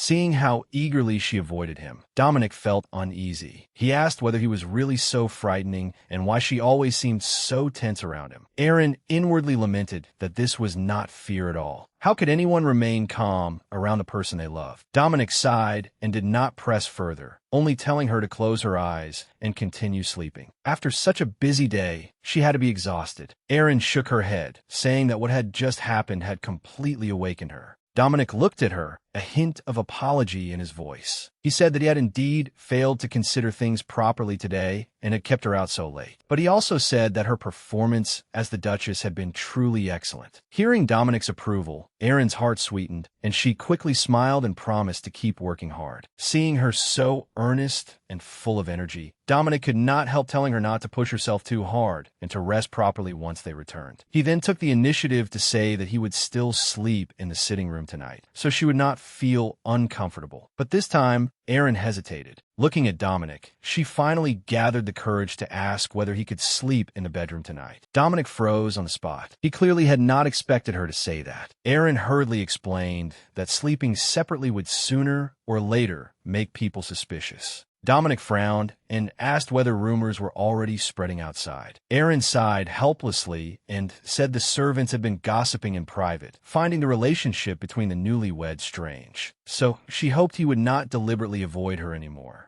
Erin hastily added that while it was only a contract marriage, they were husband and wife in name after all. Dominic readily agreed, saying he would move back into the bedroom that night. Erin immediately sighed in relief. To reassure him completely, she smilingly added that she would try to think of him as a good sister. At the words "good sister," Dominic was rendered speechless. He stared at Erin in disbelief and asked what kind of absurd logic that was. Erin awkwardly explained that she only meant she had absolutely no improper intentions. Faced with this wife whose thought process was so unusual, Dominic was momentarily at a loss for words. With a helpless sigh, he reminded Erin that they were only partners. He silently comforted himself that he should not develop feelings during a 1-year contract marriage. Yet seeing Erin desperately trying to distance herself from him made him inexplicably irritated. As he brooded, Erin suddenly changed the subject and said there was something else she wanted to ask of him. Dominic put aside his thoughts and told her to speak. After hesitating for a moment, Erin finally said it concerned her family. At the ducal mansion, servants suddenly came to report that the Baron and Baroness Nelson had arrived for a visit. Dominic was somewhat surprised because they had no appointment. His assistant quietly explained that they claimed they were only passing by and wished to see Aaron, though Aaron happened to be away from the mansion. Since Dominic had another engagement soon, the assistant suggested refusing them outright. But Dominic suddenly changed his mind and instructed the assistant to bring them to the reception room. The assistant was bewildered. Why would the Duke, who always valued proper procedure, compromise so easily today? In truth, Dominic knew this was probably what Aaron had wanted to ask him about earlier. Before long, the Baron and Baroness were led inside. The Baron immediately bent over, apologizing profusely. The Baroness hypocritically said that they had intended to visit their daughter, but had unfortunately missed her. Dominic could not be bothered to beat around the bush and directly stated that he had another engagement soon. The Baroness eagerly agreed and hurried her husband to take out what they had brought. Nervously, the Baron pulled out a letter and handed it over under the pretext of seeking business advice.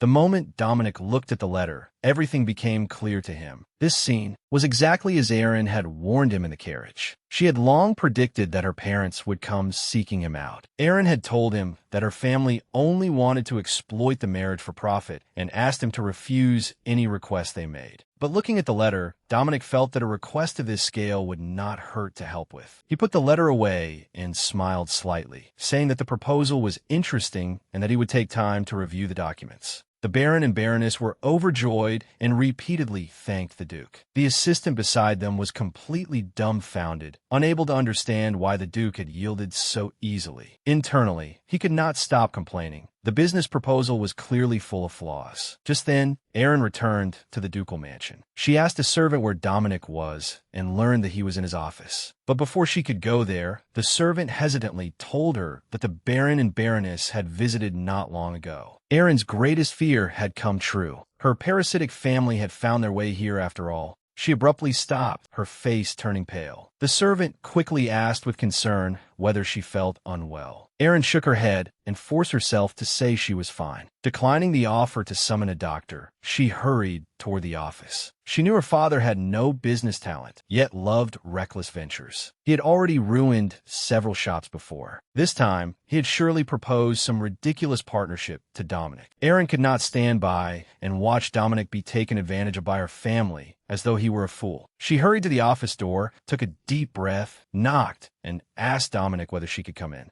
Dominic answered quietly from inside. The instant the door opened, Aaron rushed straight to the point without even catching her breath, urgently asking whether her father had made another excessive demand. Dominic appeared perfectly calm. He said he had already looked over the proposal and thought the project was actually not bad. He explained that many people came to him seeking investment, and there was no need to treat someone differently just because he was his father-in-law. Dominic told Aaron to put her mind at ease. He would never make a losing deal, so she did not need to feel pressured over it. Aaron could only respond awkwardly. It seemed she had indeed worried too much. When it came to business, Dominic had always been shrewder than anyone. The assistant could not help complaining inwardly that the Duke was clearly trying to spare Aaron's feelings. So why did he sound so cold whenever he spoke? Aaron politely apologized, which only made Dominic more confused. He looked at her doubtfully, unable to understand why she was apologizing out of nowhere. Aaron hurriedly shook her head and said it was nothing. Watching her hesitate, as though she wanted to say something, Dominic became even more puzzled. Aaron used painting to ease her anxiety, and the troubling thoughts truly seemed to fade away. When it was nearly time, she put away her painting supplies and prepared to leave. Looking at the artwork before her, she knew that when the contract ended and she eventually left this place, this peaceful little corner would be what she missed most. Just as she was about to go, the breathtaking night sky outside the window caught her eye. She became absorbed in the countless stars, but seeing how late it had grown, she reminded herself to return to her room quickly. As Aaron prepared to leave, a strange sound suddenly reached her ears. Why would someone be moving around nearby in the middle of the night? The more she thought about it, the more suspicious it seemed. Not daring to linger, she hastened her steps. But the more anxious she became, the more easily mistakes happened. Her footing slipped, and she was about to fall when someone suddenly reached out and caught her firmly in their arms. Aaron looked up and discovered that it was Dominic who had caught her. Dominic asked in confusion why she was still outside so late. Aaron explained that she had just come from the art studio, then casually asked why he was outside as well. Dominic said he had just finished sword practice. Standing so close to him, Aaron could feel the lingering heat radiating from his body. The moment she said that, Dominic froze. Realizing what she had said, Aaron hurriedly waved her hands and explained that she had only meant to urge him to go back and bathe.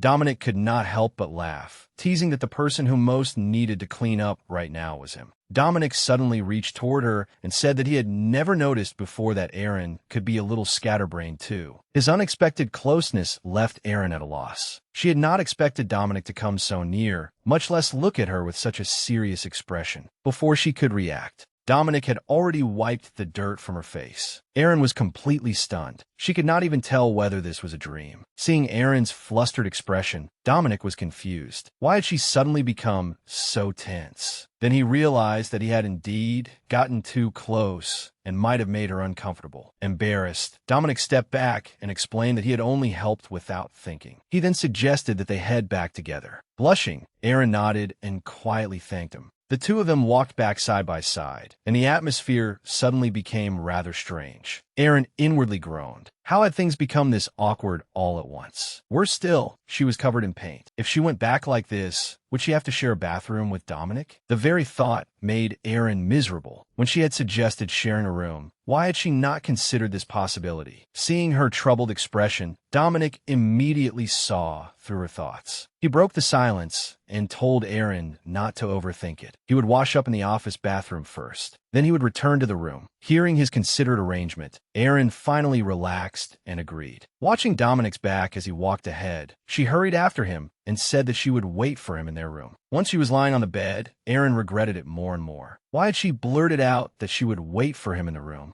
Dominic had only wiped her face, yet the intimate atmosphere at that moment still made her blush whenever she thought about it. Now it sounded as though she had been making a suggestive invitation. Worse, it made her recall the bewildering intimacy of their wedding night. Dominic's gentle compliment from then still made her heart race. As Aaron tossed and turned in bed, the door suddenly opened. It startled her badly. Dominic had really come in. It appeared that he intended to keep his word and sleep in this bedroom tonight. Aaron's entire body tensed, her mind filling with images of them being close. She could not help imagining whether Dominic would pull her into his arms as naturally as he had before. But the result was unexpected. Dominic simply lay down quietly on the other side, leaving an awkward distance between them. Aaron kept warning herself not to let her imagination run wild and to close her eyes and sleep. It would be better for both of them. Yet Dominic, lying on the other side, was equally unable to sleep. The next day, the Dowager Duchess suddenly proposed at breakfast that the two of them leave for a while. She wanted to invite an old friend from abroad to stay at the ducal estate. Both Dominic and Aaron were stunned. Dominic coldly demanded to know whether they were expected to move out just because she wanted to entertain her friend. The Dowager Duchess admitted it without shame, adding that since they had not gone on a honeymoon anyway, they could take this opportunity to travel. Dominic found this utterly unreasonable and suggested that she put her friend up elsewhere. But the Dowager Duchess refused to listen, insisting that they make room. As the atmosphere grew increasingly tense, Aaron quickly tried to mediate, saying that she did not mind going away. But the Dowager Duchess would not let up and even brought up Dominic's father. That completely crossed Dominic's line, and he coldly cut his mother off. Yet when the Dowager Duchess mentioned the name Nia, Dominic's hard attitude suddenly softened. Aaron, standing nearby, was deeply puzzled. The Dowager Duchess sighed and said that Nia felt terribly sorry for missing the wedding. She added that Nia had not been well lately and suggested that they visit her while they were away. Dominic remained silent for a long time before finally relenting. That afternoon, Aaron sat alone in the garden drinking tea, while the butler Jeffrey attended her respectfully. She could not help asking him about the name she had heard that morning. Who exactly was Nia? Jeffrey explained that Nia was the Dowager Duchess's personal maid and had married into this household alongside her many years ago. Jeffrey went on to explain that Nia had practically watched Dominic grow up and was like family to him. At last, Aaron understood why Dominic had yielded the moment Nia was mentioned. Jeffrey smiled and said that Nia would surely be delighted to meet her. Aaron thoughtfully lifted her teacup. Though she understood why Dominic had compromised, she still felt somewhat unsettled. After all, Dominic had deliberately emphasized before that they should not use a honeymoon as an excuse. It seemed he truly did not want to go on a honeymoon with her. The thought left Aaron a little disappointed. The carriage slowly rolled into the distance. Aaron knew perfectly well that Dominic was not looking forward to this honeymoon. Still, being alone with him did not feel as awkward as it had before. Since this might be their last journey together, she only hoped they would arrive safely. Looking out the window, Dominic suddenly asked about her relationship with his mother. Aaron was surprised, but she smiled and said that she got along well with the Dowager Duchess. Whenever they talked, they became so engrossed that they lost track of time. She went on to praise the Dowager Duchess's passion for art, her voice full of admiration. Dominic merely sneered, saying it was a miracle they could get along. Otherwise, being together would be hell. Aaron froze, never expecting their mother-son relationship to be so strained. She tried to ease the mood by saying that cultivating an interest in art was meaningful. Dominic did not appreciate it, coldly remarking that it was nothing more than wasting the money her son had worked desperately to earn. Aaron could not bear to hear it. She defended the Dowager Duchess, stressing that she had brought a generous dowry when she married in and that her social activities had brought considerable prestige to the ducal house. The moment she said that, the atmosphere inside the carriage dropped to freezing.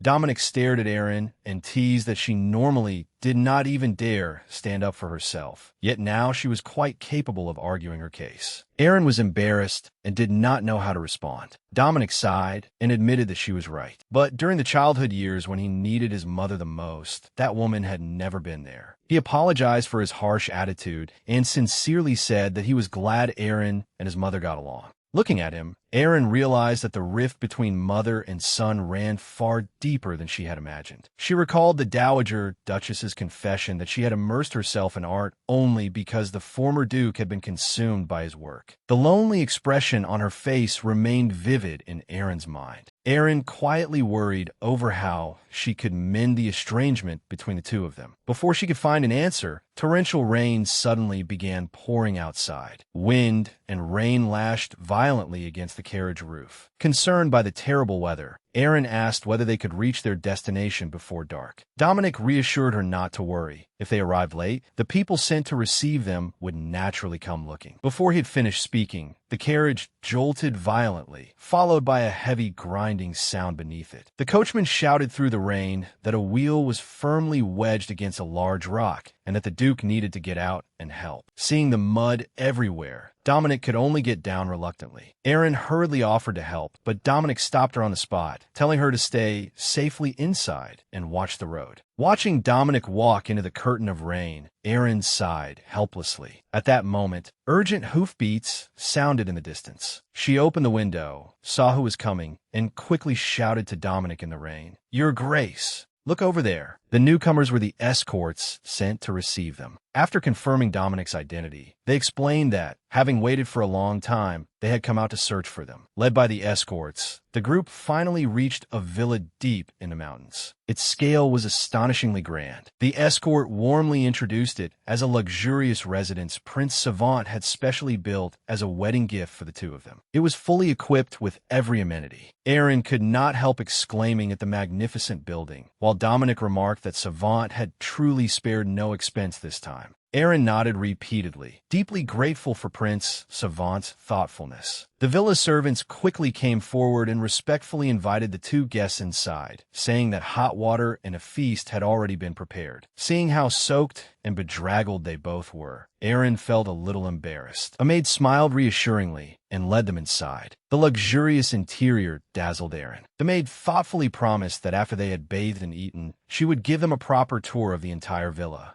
As she led them along, The maid explained that fresh clothes had been prepared and that she would attend to their changing after they bathed. When she pushed open the bathroom door and invited them in, Aaron froze on the spot. The spacious, luxurious bathroom did not even have a single screen for privacy. Before Aaron could react, the maid explained how to ring for assistance, then swiftly stepped out and shut the door tightly behind her. Staring at the closed door, Aaron panicked completely. There was no partition, and the maid had already left. Was she really supposed to bathe with Dominic? Seeing Dominic's composed expression beside her, Aaron did not know what to do. Dominic noticed her panic, but he felt they could not stand around forever. Before Aaron could react, he began removing his coat. The sudden action startled her badly. Dominic quietly told her not to just stand there. Since they could not avoid it, they might as well finish quickly. Aaron's mind went completely blank, and she had no idea what to say. Dominic turned his back to her and said that he would wash as quickly as possible, telling her not to worry. Yet even with that reassurance, Aaron's heart still pounded furiously at their intimate proximity. Who would have thought things would turn out like this? She was actually going to bathe with the man she secretly loved. Then Aaron noticed a decorative curtain hanging nearby.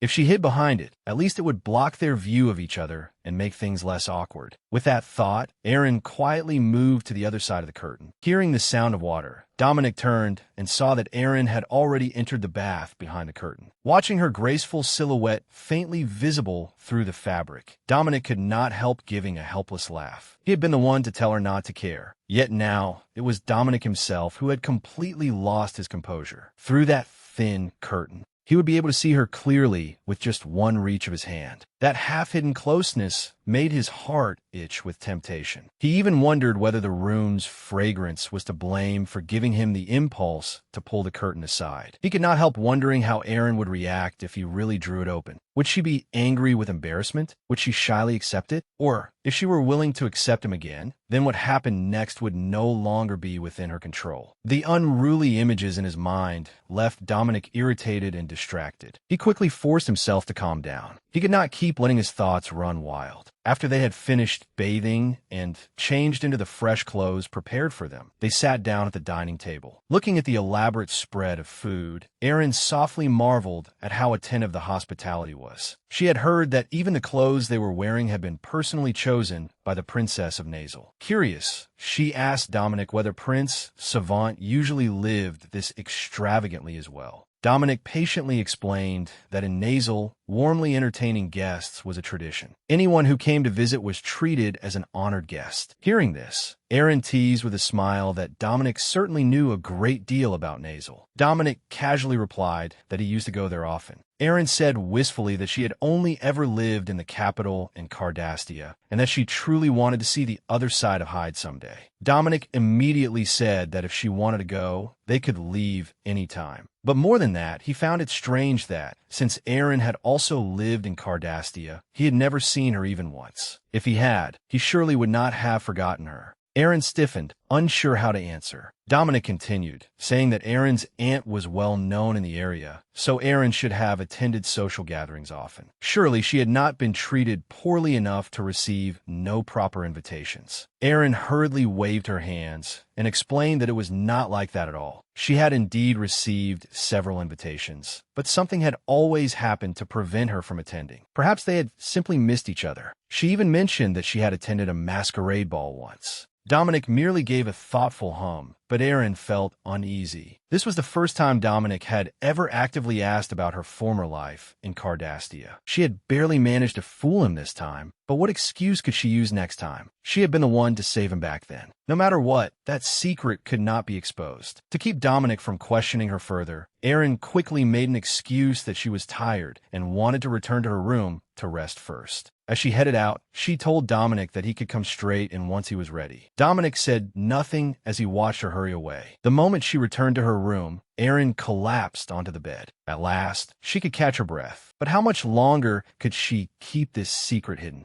She had never meant to deceive him, but her lies were multiplying, especially in situations like that. She simply could not speak the truth in her heart. If she confessed now, Dominic would surely think that everything that had happened in the greenhouse garden had been a trap she had planned in advance. She could only hope that one day she would find the courage to tell him the whole truth. Just then, the bedroom door opened and Dominic walked in. After such an exhausting day, he was utterly worn out as well. Seeing Aaron lying beside him, Dominic lay down directly. But before long, Aaron sleepily shifted closer to him. Dominic immediately became wide awake. He had never expected them to end up so close. Looking carefully, he realized that the bed was not only round, but exceptionally small. Even if the bed was cramped, however, this distance was far too intimate. They had never been this close while staying at the ducal residence. Looking at the completely defenseless Aaron, Dominic felt conflicted. This could not continue. He wanted to quietly shift aside and create a little distance. But the moment he moved, Aaron gave a sleepy murmur and held him even tighter. Dominic no longer dared to move and could only remain where he was. Meanwhile, Sasha casually mentioned that she had run into Aaron's younger brother at the Royal Hospital. Janice replied with a sour tone that it was all thanks to her wonderful sister Erin, who was now living more splendidly than anyone. Sasha looked surprised and asked whether he had transfer hospitals because of Erin. She even joked that things really were different once someone had married a duke. Janice snorted, deeply resentful. Sasha looked at her in confusion. Didn't the duke invest in your husband's brewery too? What do you have to be angry about? But Janice did not appreciate the favor at all, believing it was nothing but condescending charity. She even resented that they had the power to control her family's fate. Janice was irritated by Royce's submissive behavior and was holding in a bellyful of anger. Just then, she ran into Lady Margaret. Sasha greeted her warmly and introduced Janice. Lady Margaret immediately became interested and mentioned the rumors that Aaron had finally married the Duke. The word finally struck directly at Janice's sore spot. Her expression darkened as she coldly questioned Lady Margaret. Lady Margaret hurriedly explained that she had meant no offense. She casually added that she had indeed seen Aaron and the Duke alone together on the terrace at a previous party, and the atmosphere between them had been quite unusual. The moment Janice heard gossip about the two of them, her expression changed at once as she pressed for details. Though Lady Margaret felt the matter was somewhat sensitive, she could not withstand Janice's persistent questions. In the end, she sat down and recounted everything she had seen and heard on the terrace that day. Meanwhile, Dominic brought Aaron to the country estate where he had often stayed in the past. The moment they entered, Nia, the woman responsible for looking after the place, came forward to greet them. Upon seeing Aaron, she excitedly asked whether this was the Duchess. Before either of them could answer, Nia smilingly introduced herself and pulled over her husband, Hans, as well. Seeing Nia clasp Dominic's hand in excitement, Aaron knew their relationship was anything but ordinary. Dominic helplessly remarked that Nia was still as dramatic as ever, but what concerned him more was her health. Nia immediately protested, saying she was full of energy. She even suspected that Dominic was looking for an excuse to hand management of the estate over to someone else.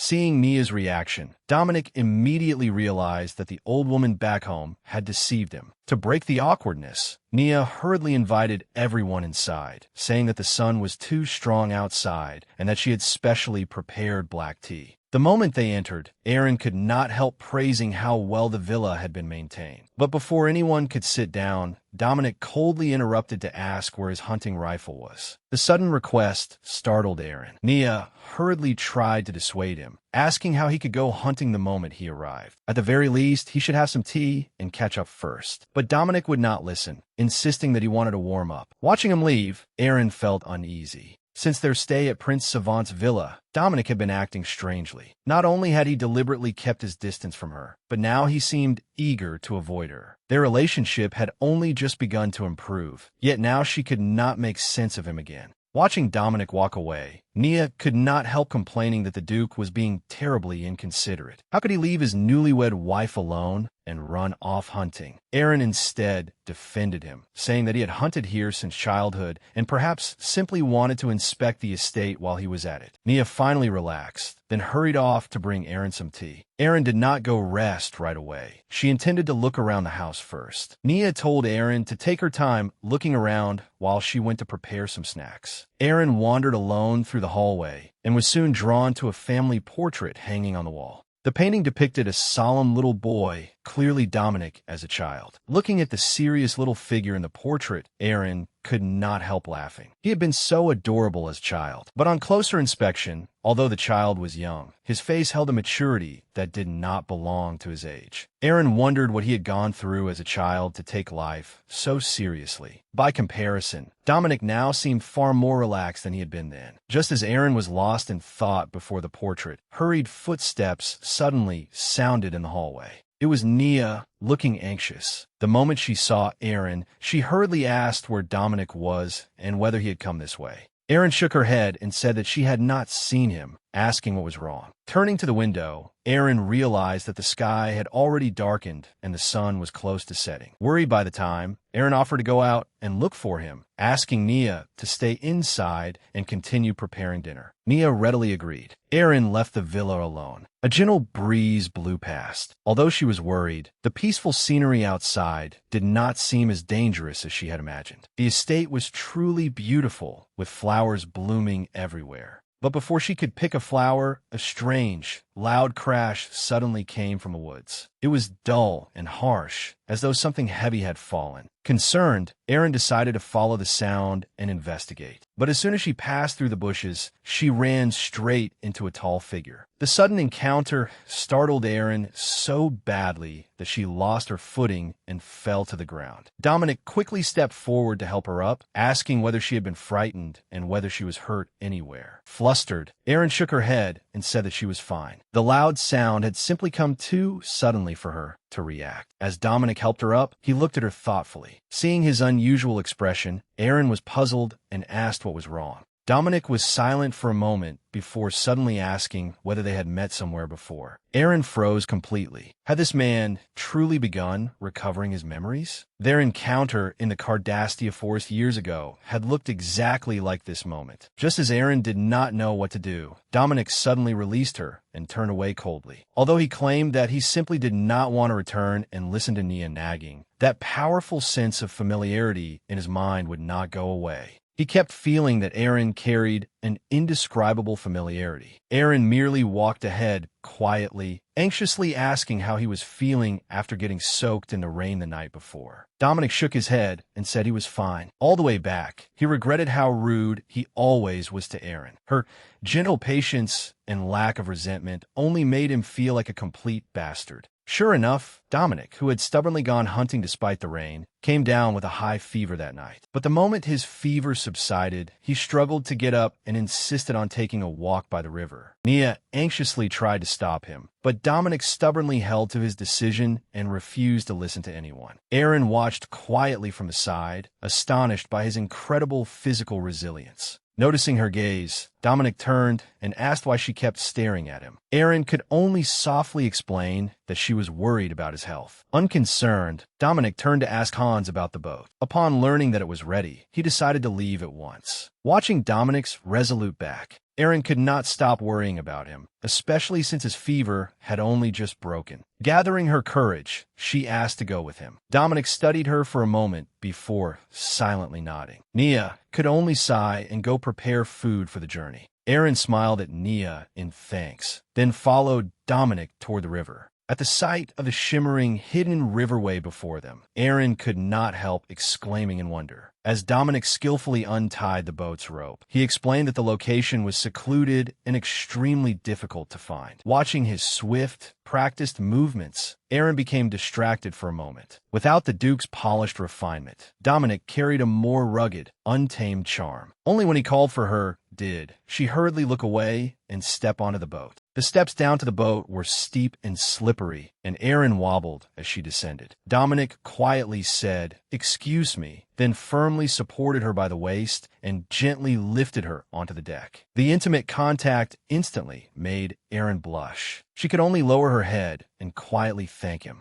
To break the suffocatingly awkward mood, Aaron asked whether he came here often. As Dominic steadily rowed with both oars, he recalled childhood days spent here with his father. Looking at Aaron meaningfully, he remarked, "A noble lady like you probably finds a place this rural terribly boring." Aaron quickly shook her head and said that this place reminded her of Seoul, her hometown. Dominic's movements paused slightly. He said that he had once seen a villa there, but had not returned since injuring his shoulder 3 years ago. At the mention of his shoulder injury, Aaron's mind instantly went blank. Aaron was immediately full of regret and blamed herself for bringing up the subject. Yet Dominic looked perfectly calm and even offered to visit Aaron's aunt. Aaron could only force herself to respond politely, but Dominic's next words made her heart leap into her throat. He said that the real reason he wanted to go there was to find someone who had been missing for a long time. Nervously, Aaron softly asked who he was looking for. Dominic sighed helplessly and said that he had once been attacked in the forest. Fortunately, someone had appeared at his side then. Although he could not tell whether that person had been friend or foe, the person had completely vanished afterward. Dominic had secretly sent people to investigate, but the person had worn suspenders, an old coat, and a beret. There were simply too many men dressed that way. Hearing those familiar details, Aaron's heart skipped a beat. So when she had disguised herself as a man back then, Dominic had truly mistaken her for one. Dominic gave a self-deprecating laugh and said that he had soon given up the search. Even if he did find a person, it would probably only bring more trouble. Hearing that, Aaron could only agree awkwardly, not daring to say another word. She breathed a quiet sigh of relief. It seemed Dominic truly had not seen her face clearly. Yet she also knew that if Dominic ever discovered the truth, the consequences would be unbearable. As Aaron's thoughts raced, an accident happened in an instant. The shawl over her shoulders suddenly slipped off, taking the delicate brooch pinned to it down into the water. That brooch absolutely could not be lost. Aaron cried out in panic and instinctively reached for it. Dominic was startled and quickly warned her to be careful. Tears nearly spilled from Aaron's eyes as she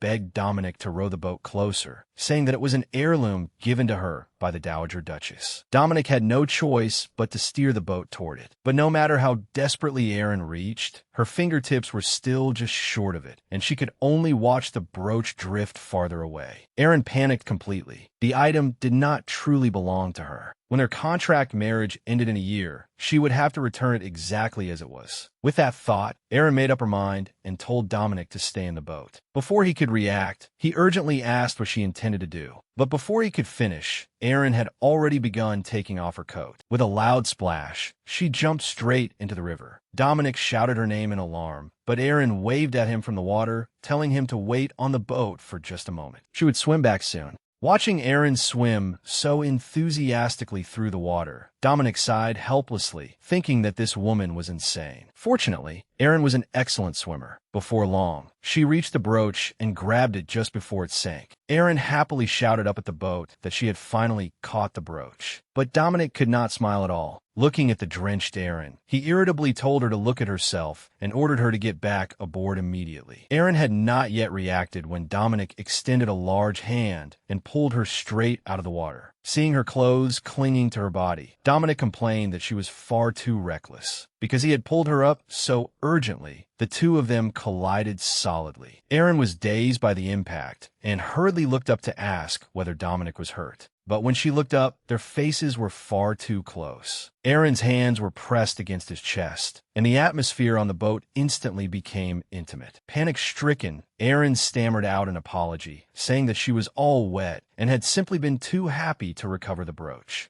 Looking at Aaron's incoherent explanation, Dominic said nothing. His eyes, however, looked different. Dominic was terribly frustrated. He had discovered that lately, Aaron affected him more and more easily. The moment she jumped into the river, he had panicked completely. Never before had any woman made his heart pound with such fear. But he quickly forced himself to calm down, silently reminding himself that this relationship would end in a year. He absolutely could not let Aaron come any closer. Dominic's face darkened as he sternly demanded to know whether she understood how dangerous that had been. What if something had truly happened to her? Aaron apologized sheepishly, explaining that she had been so anxious that her body moved before her mind could think. Besides, she could swim. She had simply forgotten to say so beforehand. Dominic coldly warned her never to do that again, saying that he had no desire to lose years off his life because of her. Then he turned away coolly, indicating that it was time to go back. Erin was puzzled. Although Dominic's words were harsh, she could clearly feel that he had truly been worried about her. Not long afterward, they returned to the villa. When Nia heard that Dominic was already planning to leave, she became anxious, saying that he had not even stayed a full week. How could he leave just like that? Dominic coolly explained that he had only managed to carve out time to come and now had to return. Then he looked at Erin and said that if she liked the place, she could stay by herself for a few more days. Erin was surprised. Although she had not wanted to come at first, she had not expected Dominic to be in such a hurry to leave. She felt hurt. Did he really dislike being with her that much? But Dominic had already made up his mind. He even planned to stay at an inn first if the house in the capital had not been restored yet. In a cold voice, he ordered Nia to pack his luggage. Nia complained that he had come all this way, yet was leaving before he had even had time to settle in. Dominic offered no further explanation. He only said that he would spend some time in the study, then turned and left the room coldly. Watching him go, Erin was overwhelmed by mixed feelings. Back in the study, Dominic was no calmer. He repeatedly warned himself that Erin was only someone who would leave in a year,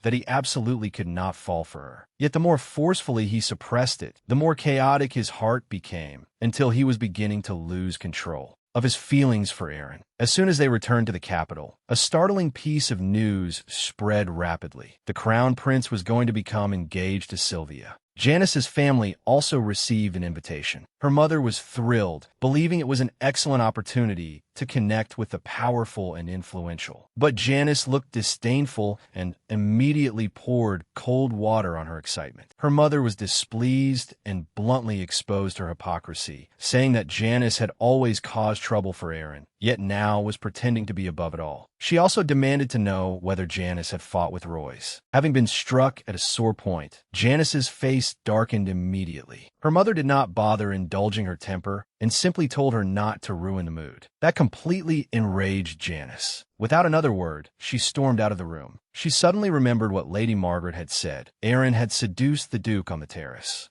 Janice sneered. No wonder Erin had suddenly managed to marry the Duke. So this was the kind of woman she was in private. Now Janice finally had something to use against her. She secretly vowed to expose Erin's true face in public and utterly ruin her reputation. Meanwhile, the old estate had apparently not been cleaned in a long time, and thick dust lay everywhere. The crown prince asked in confusion why Dominic had returned so quickly if he had gone on a honeymoon. Had he rushed back just to renovate this old estate? Dominic only claimed that work had been too busy, but the crown prince did not believe him. He exposed the excuse directly, asking whether it was because of that woman. At that name, Dominic fell silent. That woman, Casey, had indeed left too many indelible traces in this estate. Whether it was the piano by the window or the sofa where they had once been intimate, everything reminded him of her. Perhaps that was why he had been so eager to renovate the place. Yet strangely enough, as Dominic stood before the newly renovated window, the person who appeared in his mind was not Casey, but Erin. Though he had constantly warned himself not to get drawn in, every gesture and action of Erin's had long since been deeply imprinted on him. Dominic came back to himself and coldly denied the crown prince's speculation, saying only that the place needed renovating. He then found an excuse and turned to leave. The crown prince said nothing as he watched him go, but Dominic himself knew that he was nearly unable to control his heart. This was bad. How was he supposed to face Erin? Just as Dominic was consumed by frustration, an unexpected person suddenly appeared before him. Seeing the familiar woman standing there, Dominic froze. It was none other than Casey, who had been missing for so long. Casey greeted him casually, saying that she had only just returned, but Dominic could not smile at all. This woman was still as shameless as ever. Back then, she had used every trick in the book to thrive in high society and had even set Dominic as her next target. In the face of his intense pursuit, just as Dominic was ready to take their relationship seriously, she had abruptly disappeared overseas. Now she had suddenly returned, claiming that she was merely passing by a nearby boutique. But Dominic knew perfectly well that there were no shops nearby that would interest her. She had deliberately come looking for him this time, clearly with another purpose in mind. Dominic could not be bothered to waste words on her and made an excuse to leave. Seeing that he was about to go, Casey hurriedly called after him, asking him to stop and hear her explanation. Dominic stopped, but his attitude remained icy. He only told her to make it brief. After hesitating, Casey shamelessly said that she had missed him, attempting to sway him with their old relationship. But Dominic was not moved in the slightest. Before she could finish, he coldly cut her off. He found even one more second in her presence irritating, so he climbed into his carriage and rode away, leaving Casey standing there alone. Inside the carriage, Dominic felt a terrible headache coming on. His mind had already been chaotic enough because of Aaron, and now Casey had suddenly reappeared to make things worse. This string of problems left him utterly fed up. Meanwhile, as she watched the carriage disappear into the distance, Casey was not angry at all. Instead, she revealed a meaningful smile. Then an attendant's announcement resounded through the hall. Arm in arm, Dominic and Aaron formally entered the palace ballroom. Looking at the dazzling splendor before her, Aaron felt almost unable to breathe. This sort of grand royal banquet was something she could never have accessed in the past. She even began feeling guilty, as though her identity as the Duchess were deceiving the entire kingdom. But before she could think further, the nobles approaching them all stepped aside and bowed respectfully. Seeing how naturally they treated her this way, Aaron finally understood what her current status truly meant. Though she had prepared herself mentally long ago, she still felt as though she might be exposed at any moment. As she stood there feeling constrained, a Marchioness approached with a smile and warmly greeted her. Aaron quickly gathered herself and responded, modestly crediting the other woman for past help. The two exchanged polite pleasantries, and the Marchioness took the opportunity to offer to introduce Aaron to several friends. It was clearly a good chance to expand her social circle. But Aaron lacked confidence and could only look toward Dominic beside her. Only after he gave a slight nod of approval did she relax a little. With the Marchioness's introduction, Aaron soon joined the circle of noble women. It went much more smoothly than she had expected, and she felt deeply grateful to the Marchioness. But before she could relax, a commotion suddenly stirred in the ballroom, and people around her began whispering among themselves. Following everyone's gaze, Aaron saw a lavishly dressed man and woman walking in arm. The moment they appeared, they captured the attention of the entire room. Curious about the grand entrance, Aaron asked the Marchioness about them. She learned that they were the Milton siblings, who had just returned from abroad. The pair had once been major figures in high society, and no one knew what upheaval their high-profile return would bring now. The Marchioness quietly told Aaron that Miss Milton had once nearly become a candidate to be the crown princess. Looking at the woman approaching them, Aaron had to admit that she possessed a distinctive charm that made it hard to look away. The male nobles nearby began discussing her excitedly. Some even joked about wanting to propose to her, only to be immediately discouraged by their companions, who said that the young lady's standards were far too high for ordinary men. Yet while the whole room was stirred up by the Miltons' arrival, Dominic, standing at a distance, merely watched everything coldly. He knew perfectly well that Casey had not returned at a time like this with good intentions. Seeing the guarded look in Dominic's eyes, Casey did not restrain herself in the least. Instead, she gave him a provocative smile, making Dominic even more vigilant. He silently resolved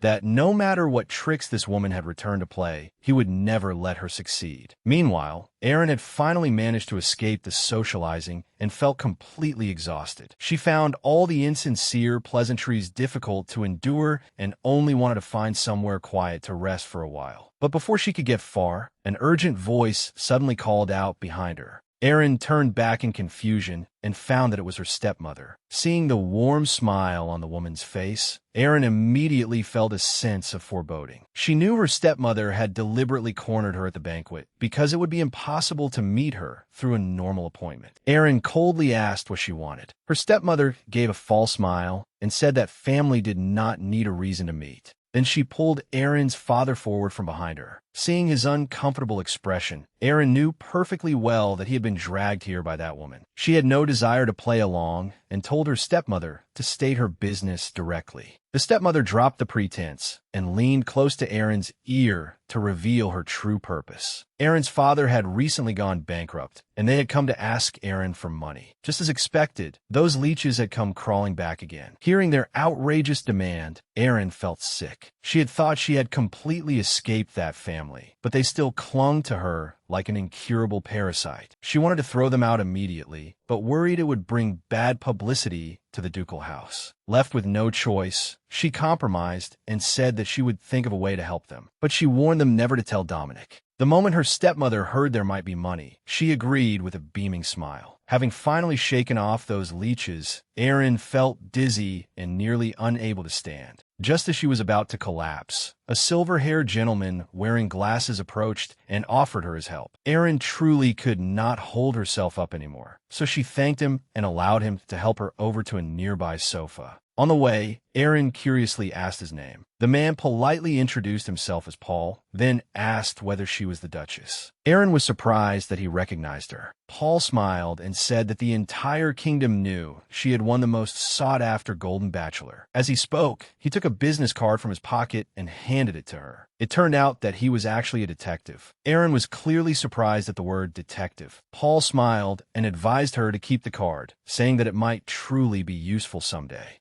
Looking at the card in her hand, a thought suddenly crossed Erin's mind. She quickly called Paul back and asked whether he accepted commissions to investigate someone's background. Paul immediately became interested. Erin took a deep breath and decided to entrust the matter to him. So who exactly did Erin want Paul to investigate? After explaining everything, Erin finally felt relieved. She believed that she had found the right person. She entrusted Paul with secretly investigating her uncle's sudden appearance. She did not know whether he would find any clues, but at least it gave her some peace of mind. Just as Erin was about to return to the ballroom, a cheerful voice suddenly called out behind her. She turned around and saw her dear friend Charlotte. The two had not had a chance to meet since the wedding, so they were naturally overjoyed to run into each other at the banquet. Charlotte jokingly asked whether she should start calling her Your Grace now. Erin burst out laughing and quickly pulled her along, telling her to stop teasing. But Charlotte had not come over merely to catch up. She mysteriously pulled Erin closer and said that Sylvia had arrived as well, suggesting that they go greet her together. Hearing that name, Erin felt a little uneasy. Sylvia had always been interested in the Duke. At such a public event, surely she would not deliberately make trouble, would she?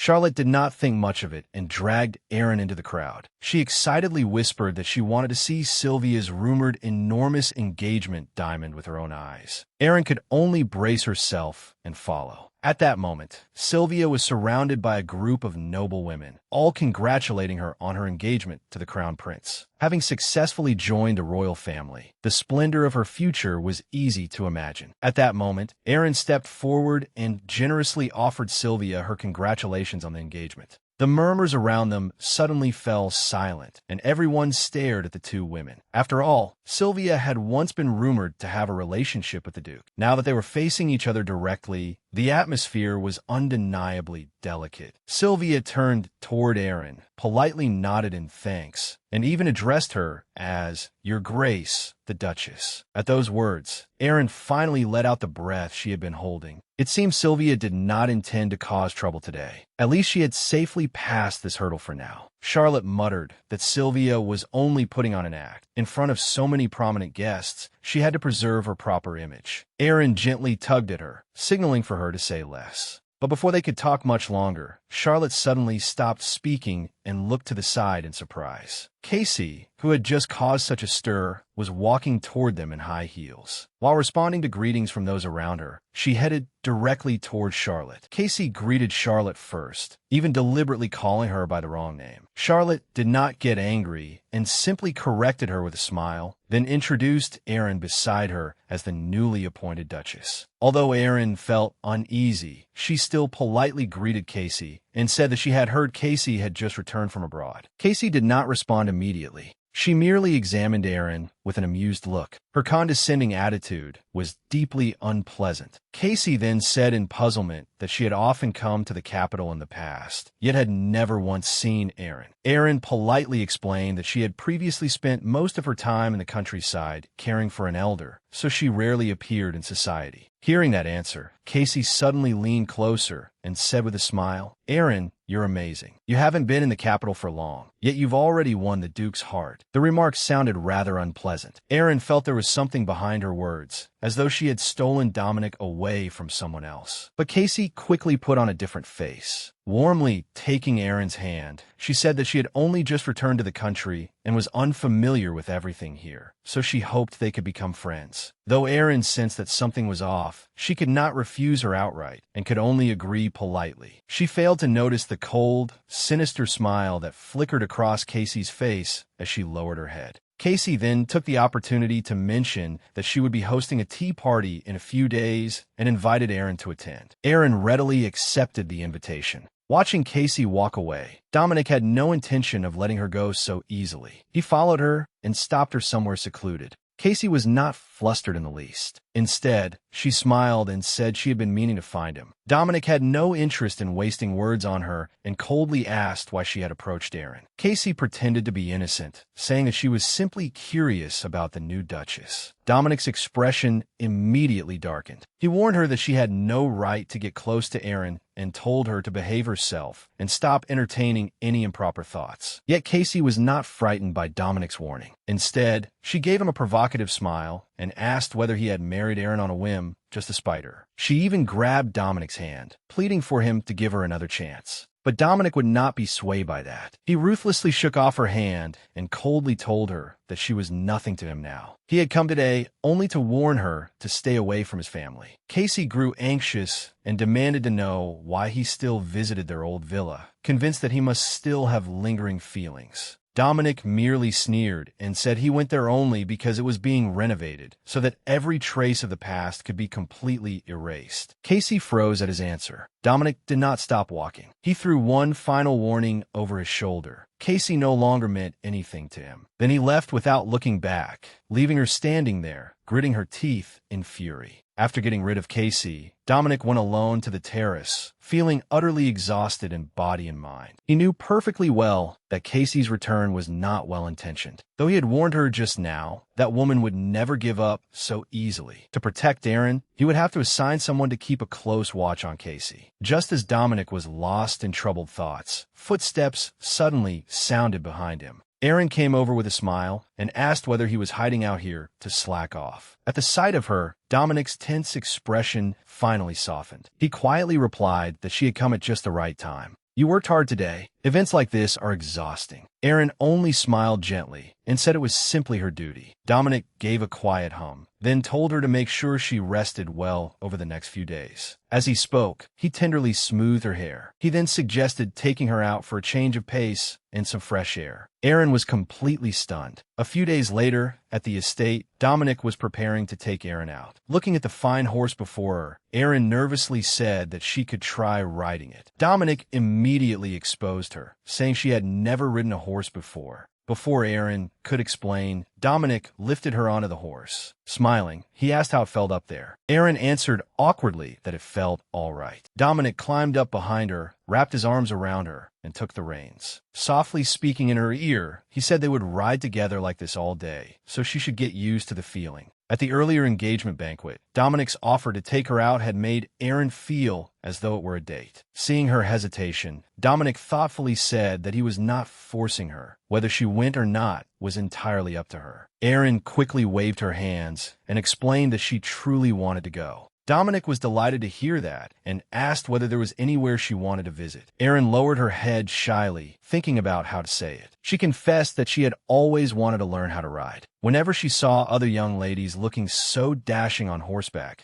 she had been terribly envious, but she had never had the chance. Dominic smiled after hearing her out and said it was an excellent idea, immediately agreeing to it. He told her to look forward to it because he knew just the place. Erin never expected that Dominic's idea of taking her out to relax would be for the two of them to ride the same horse. She was utterly a loss, pressed tightly against Dominic's chest, and so nervous that she did not know where to put her hands. All she could do was lower her head desperately. Afraid that he would notice anything strange about her, Erin kept her eyes down. Dominic reminded her from behind that one could not stare at the ground while riding. Before she could react, he leaned close to her ear and told her to lift her head and look ahead. When Aaron followed his gaze, the view before them opened up considerably. Dominic smiled and asked what she thought of the scenery. Aaron sincerely praised it, saying it was truly beautiful. Dominic softly agreed. Then he brought her to a new place, and Aaron curiously asked where they were. Dominic explained that it was his private stable, where he kept all his racehorses. Aaron was surprised and asked whether he competed as well. Dominic admitted it with a smile and offered to take her to watch his next race. Then, changing the subject, he said that the most important thing today was her riding lesson. As he spoke, he let out a horse. The moment Aaron saw it, she became excited, praising it for being beautiful and adorable. Its eyes were lovely, and even its coat felt exceptionally soft. Dominic smiled and explained that he had specially chosen a gentle horse, one that would surely take good care of her. He then held out his hand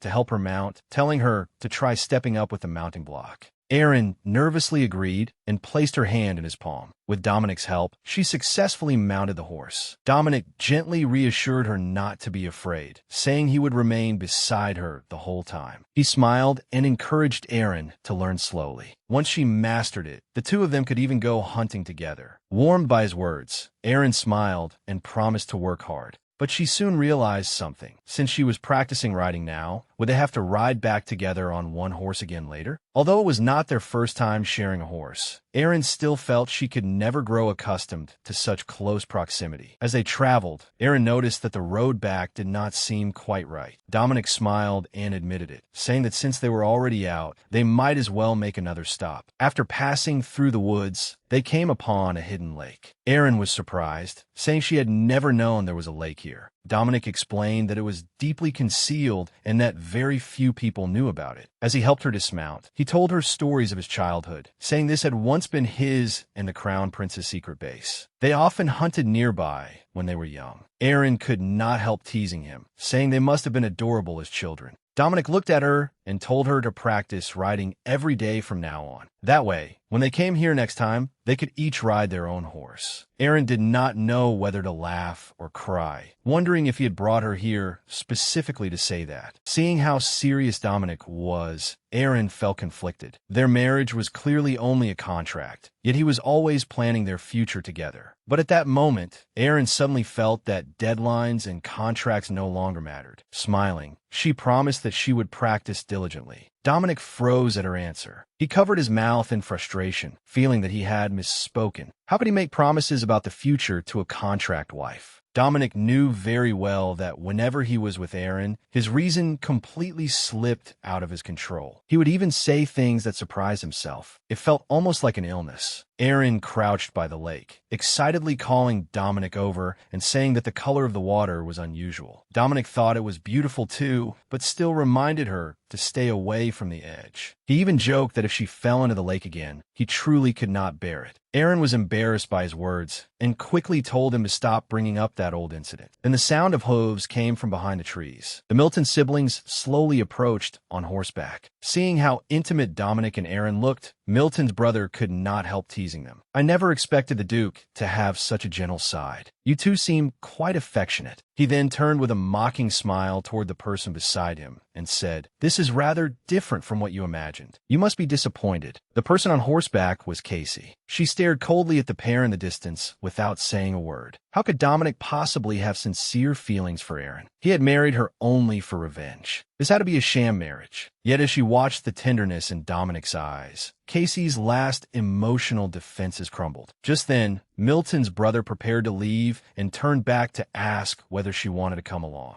Casey ignored him entirely, staring fixedly at the place that had once belonged to her. She would never let this end so easily. Before the banquet, the Empress Dowager held Aaron's hand and repeatedly praised the young master of the Milton family, even lamenting that he was not her son. Seeing Dominic's indifferent expression beside them, the Empress Dowager could not help teasing that his willingness to accompany Aaron to the banquet today already counted as filial devotion. Dominic's icy attitude left her complaining helplessly. Just then, another carriage stopped, and Sylvia stepped out. The Empress Dowager greeted her warmly and teasingly addressed Sylvia as the future crown princess. The two women immediately began chatting enthusiastically. The crown prince interrupted them and invited everyone inside so they would not keep those waiting too long. The banquet officially began, and Casey warmly attended to the guests. Looking at the lavish dishes spread across the table, she smiled and asked whether they suited everyone's tastes. After receiving satisfactory replies, Casey suddenly turned to Dominic. Smiling, she mentioned that Dominic used to love the food prepared by their family's chef and asked whether it still suited his palate. At those words, Dominic immediately stopped what he was doing and did not respond at once. The atmosphere became subtle again. The Empress Dowager was surprised to learn that Dominic had often come here in the past. Casey smiled and explained that Dominic used to visit often to discuss business with her father. She turned to Dominic for confirmation, but he remained silent. Seeing this, the crown prince quickly tried to smooth things over, saying with a smile that he himself had often come here in the past as well. The topic then shifted to the Marquis and Marchioness, and someone asked whether they did not intend to return to the country this time. Casey explained that she had returned first and that her parents would arrive in a few days. At that moment, Sylvia suddenly asked why Casey had come back so abruptly. She mentioned hearing that Casey had been preparing to marry abroad. The instant those words were spoken, Casey stiffened, and the atmosphere turned frigid. The crown prince found it awkward and quickly stepped in, saying Sylvia should not have brought that up. Casey, however, appeared perfectly composed. She said it was all right and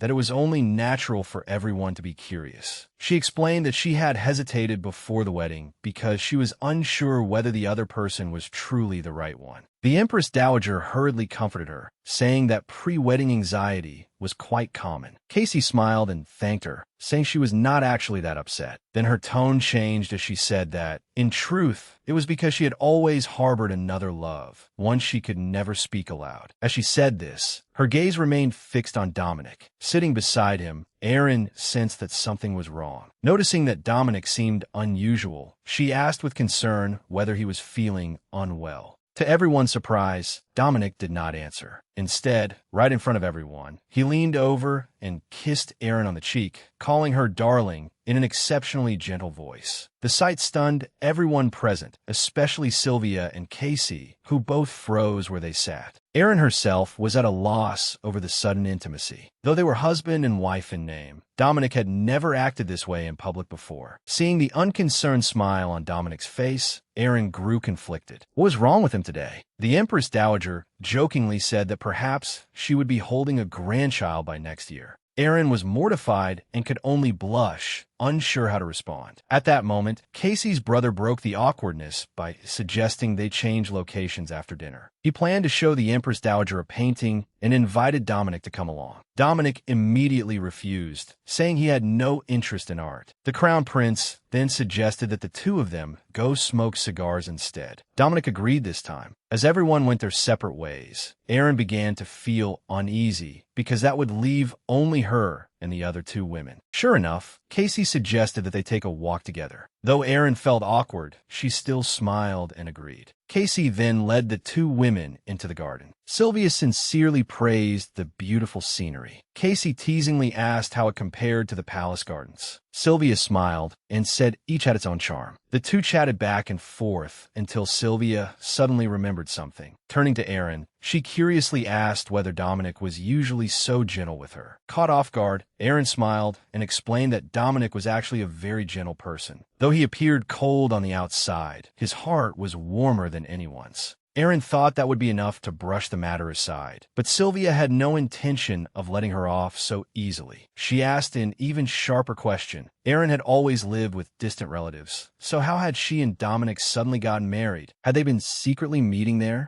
This was troublesome. Their marriage was only a contract, after all. Faced with Sylvia's persistent questioning, Aaron had no idea how to sustain the lie. If she did not say something soon, Sylvia would surely grow suspicious. At that awkward moment, a servant suddenly hurried over and said that the Empress Dowager wished to see the Duchess immediately. Though Aaron had no idea what had happened, the message was a lifeline. She quickly took the opportunity to apologize to Sylvia and hurried away with the servant. At least for now, she had escaped that fatal question. If Sylvia had continued asking, Erin truly did not know what else she could have made up. But once she relaxed, all that remained in her heart was bitterness. Her marriage to Dominic had been a contract from the very beginning, with no love in it at all. Yet to avoid exposing the truth, she always had to be ready to play the part in front of others. As she followed the servant, she suddenly heard voices above her. Looking up, she saw the crown prince and Dominic talking on the balcony, and their conversation seemed to concern her. Not wishing to invite trouble, she made an excuse and sent the servant away. She had intended to leave as well, but the conversation that followed kept her rooted to the spot. The crown prince sighed and brought up what had happened back then. He said that he felt rather guilty. If he had not been trying to make Sylvia give up, he would not have pressured Dominic into marriage or used the mine as leverage in their bargain. Dominic did not deny it. He simply replied that it was indeed the truth. Those words struck Erin's heart like a hammer. Now she understood everything. There had been another transaction behind Dominic's decision to marry her. From beginning to end, she had merely been a wife in someone else's game of emotions. Her thoughts became a complete mess, and she only wanted to leave as quickly as possible. Staying any longer would only humiliate her further. She also finally understood that Dominic's sudden kiss at dinner had not been born of affection at all. It had merely been an act put on for others to see. Erin could barely remember what happened afterward. She did not even know how she had made it back to the ducal mansion. Staring at herself in the mirror, she did not know where to go from here. She felt so foolish for having developed feelings for a contract marriage. Just then, Dominic suddenly pushed open the door and entered. Seeing Dominic return so suddenly, Erin quickly composed herself and lied that she had merely been fixing her hair. Dominic looked tired and said he was exhausted tonight and only wanted to rest early. Hearing this, Erin became worried. She walked up to him and asked whether his old wound was hurting again. Recently, she had often seen him tossing and turning in pain at night. She wanted to inspect the injury. Looking at Erin's face, so full of concern, Dominic felt helpless. She always approached him so defenselessly that he did not know how to respond. Dominic still pulled open his collar, saying it only hurt occasionally. Seeing the scar, which had already healed, Erin felt somewhat relieved. But then she remembered the secret she had been hiding. Everything she had overheard weighed on her heart like a stone. She even wondered whether Dominic would understand if she told him the truth. As she became lost in thought, Dominic's voice suddenly sounded beside her, asking whether she felt unwell. He had noticed long ago that Erin had been preoccupied ever since they returned from the Marquis's estate. Erin quickly made an excuse, saying she was only a little tired. She apologized for being so forward and urged him to see a doctor if his wound still hurt. Before she could finish, Dominic suddenly reached out and pulled her into his arms. Looking at Dominic so close to her, Erin softly called his name in confusion. What was he planning to do?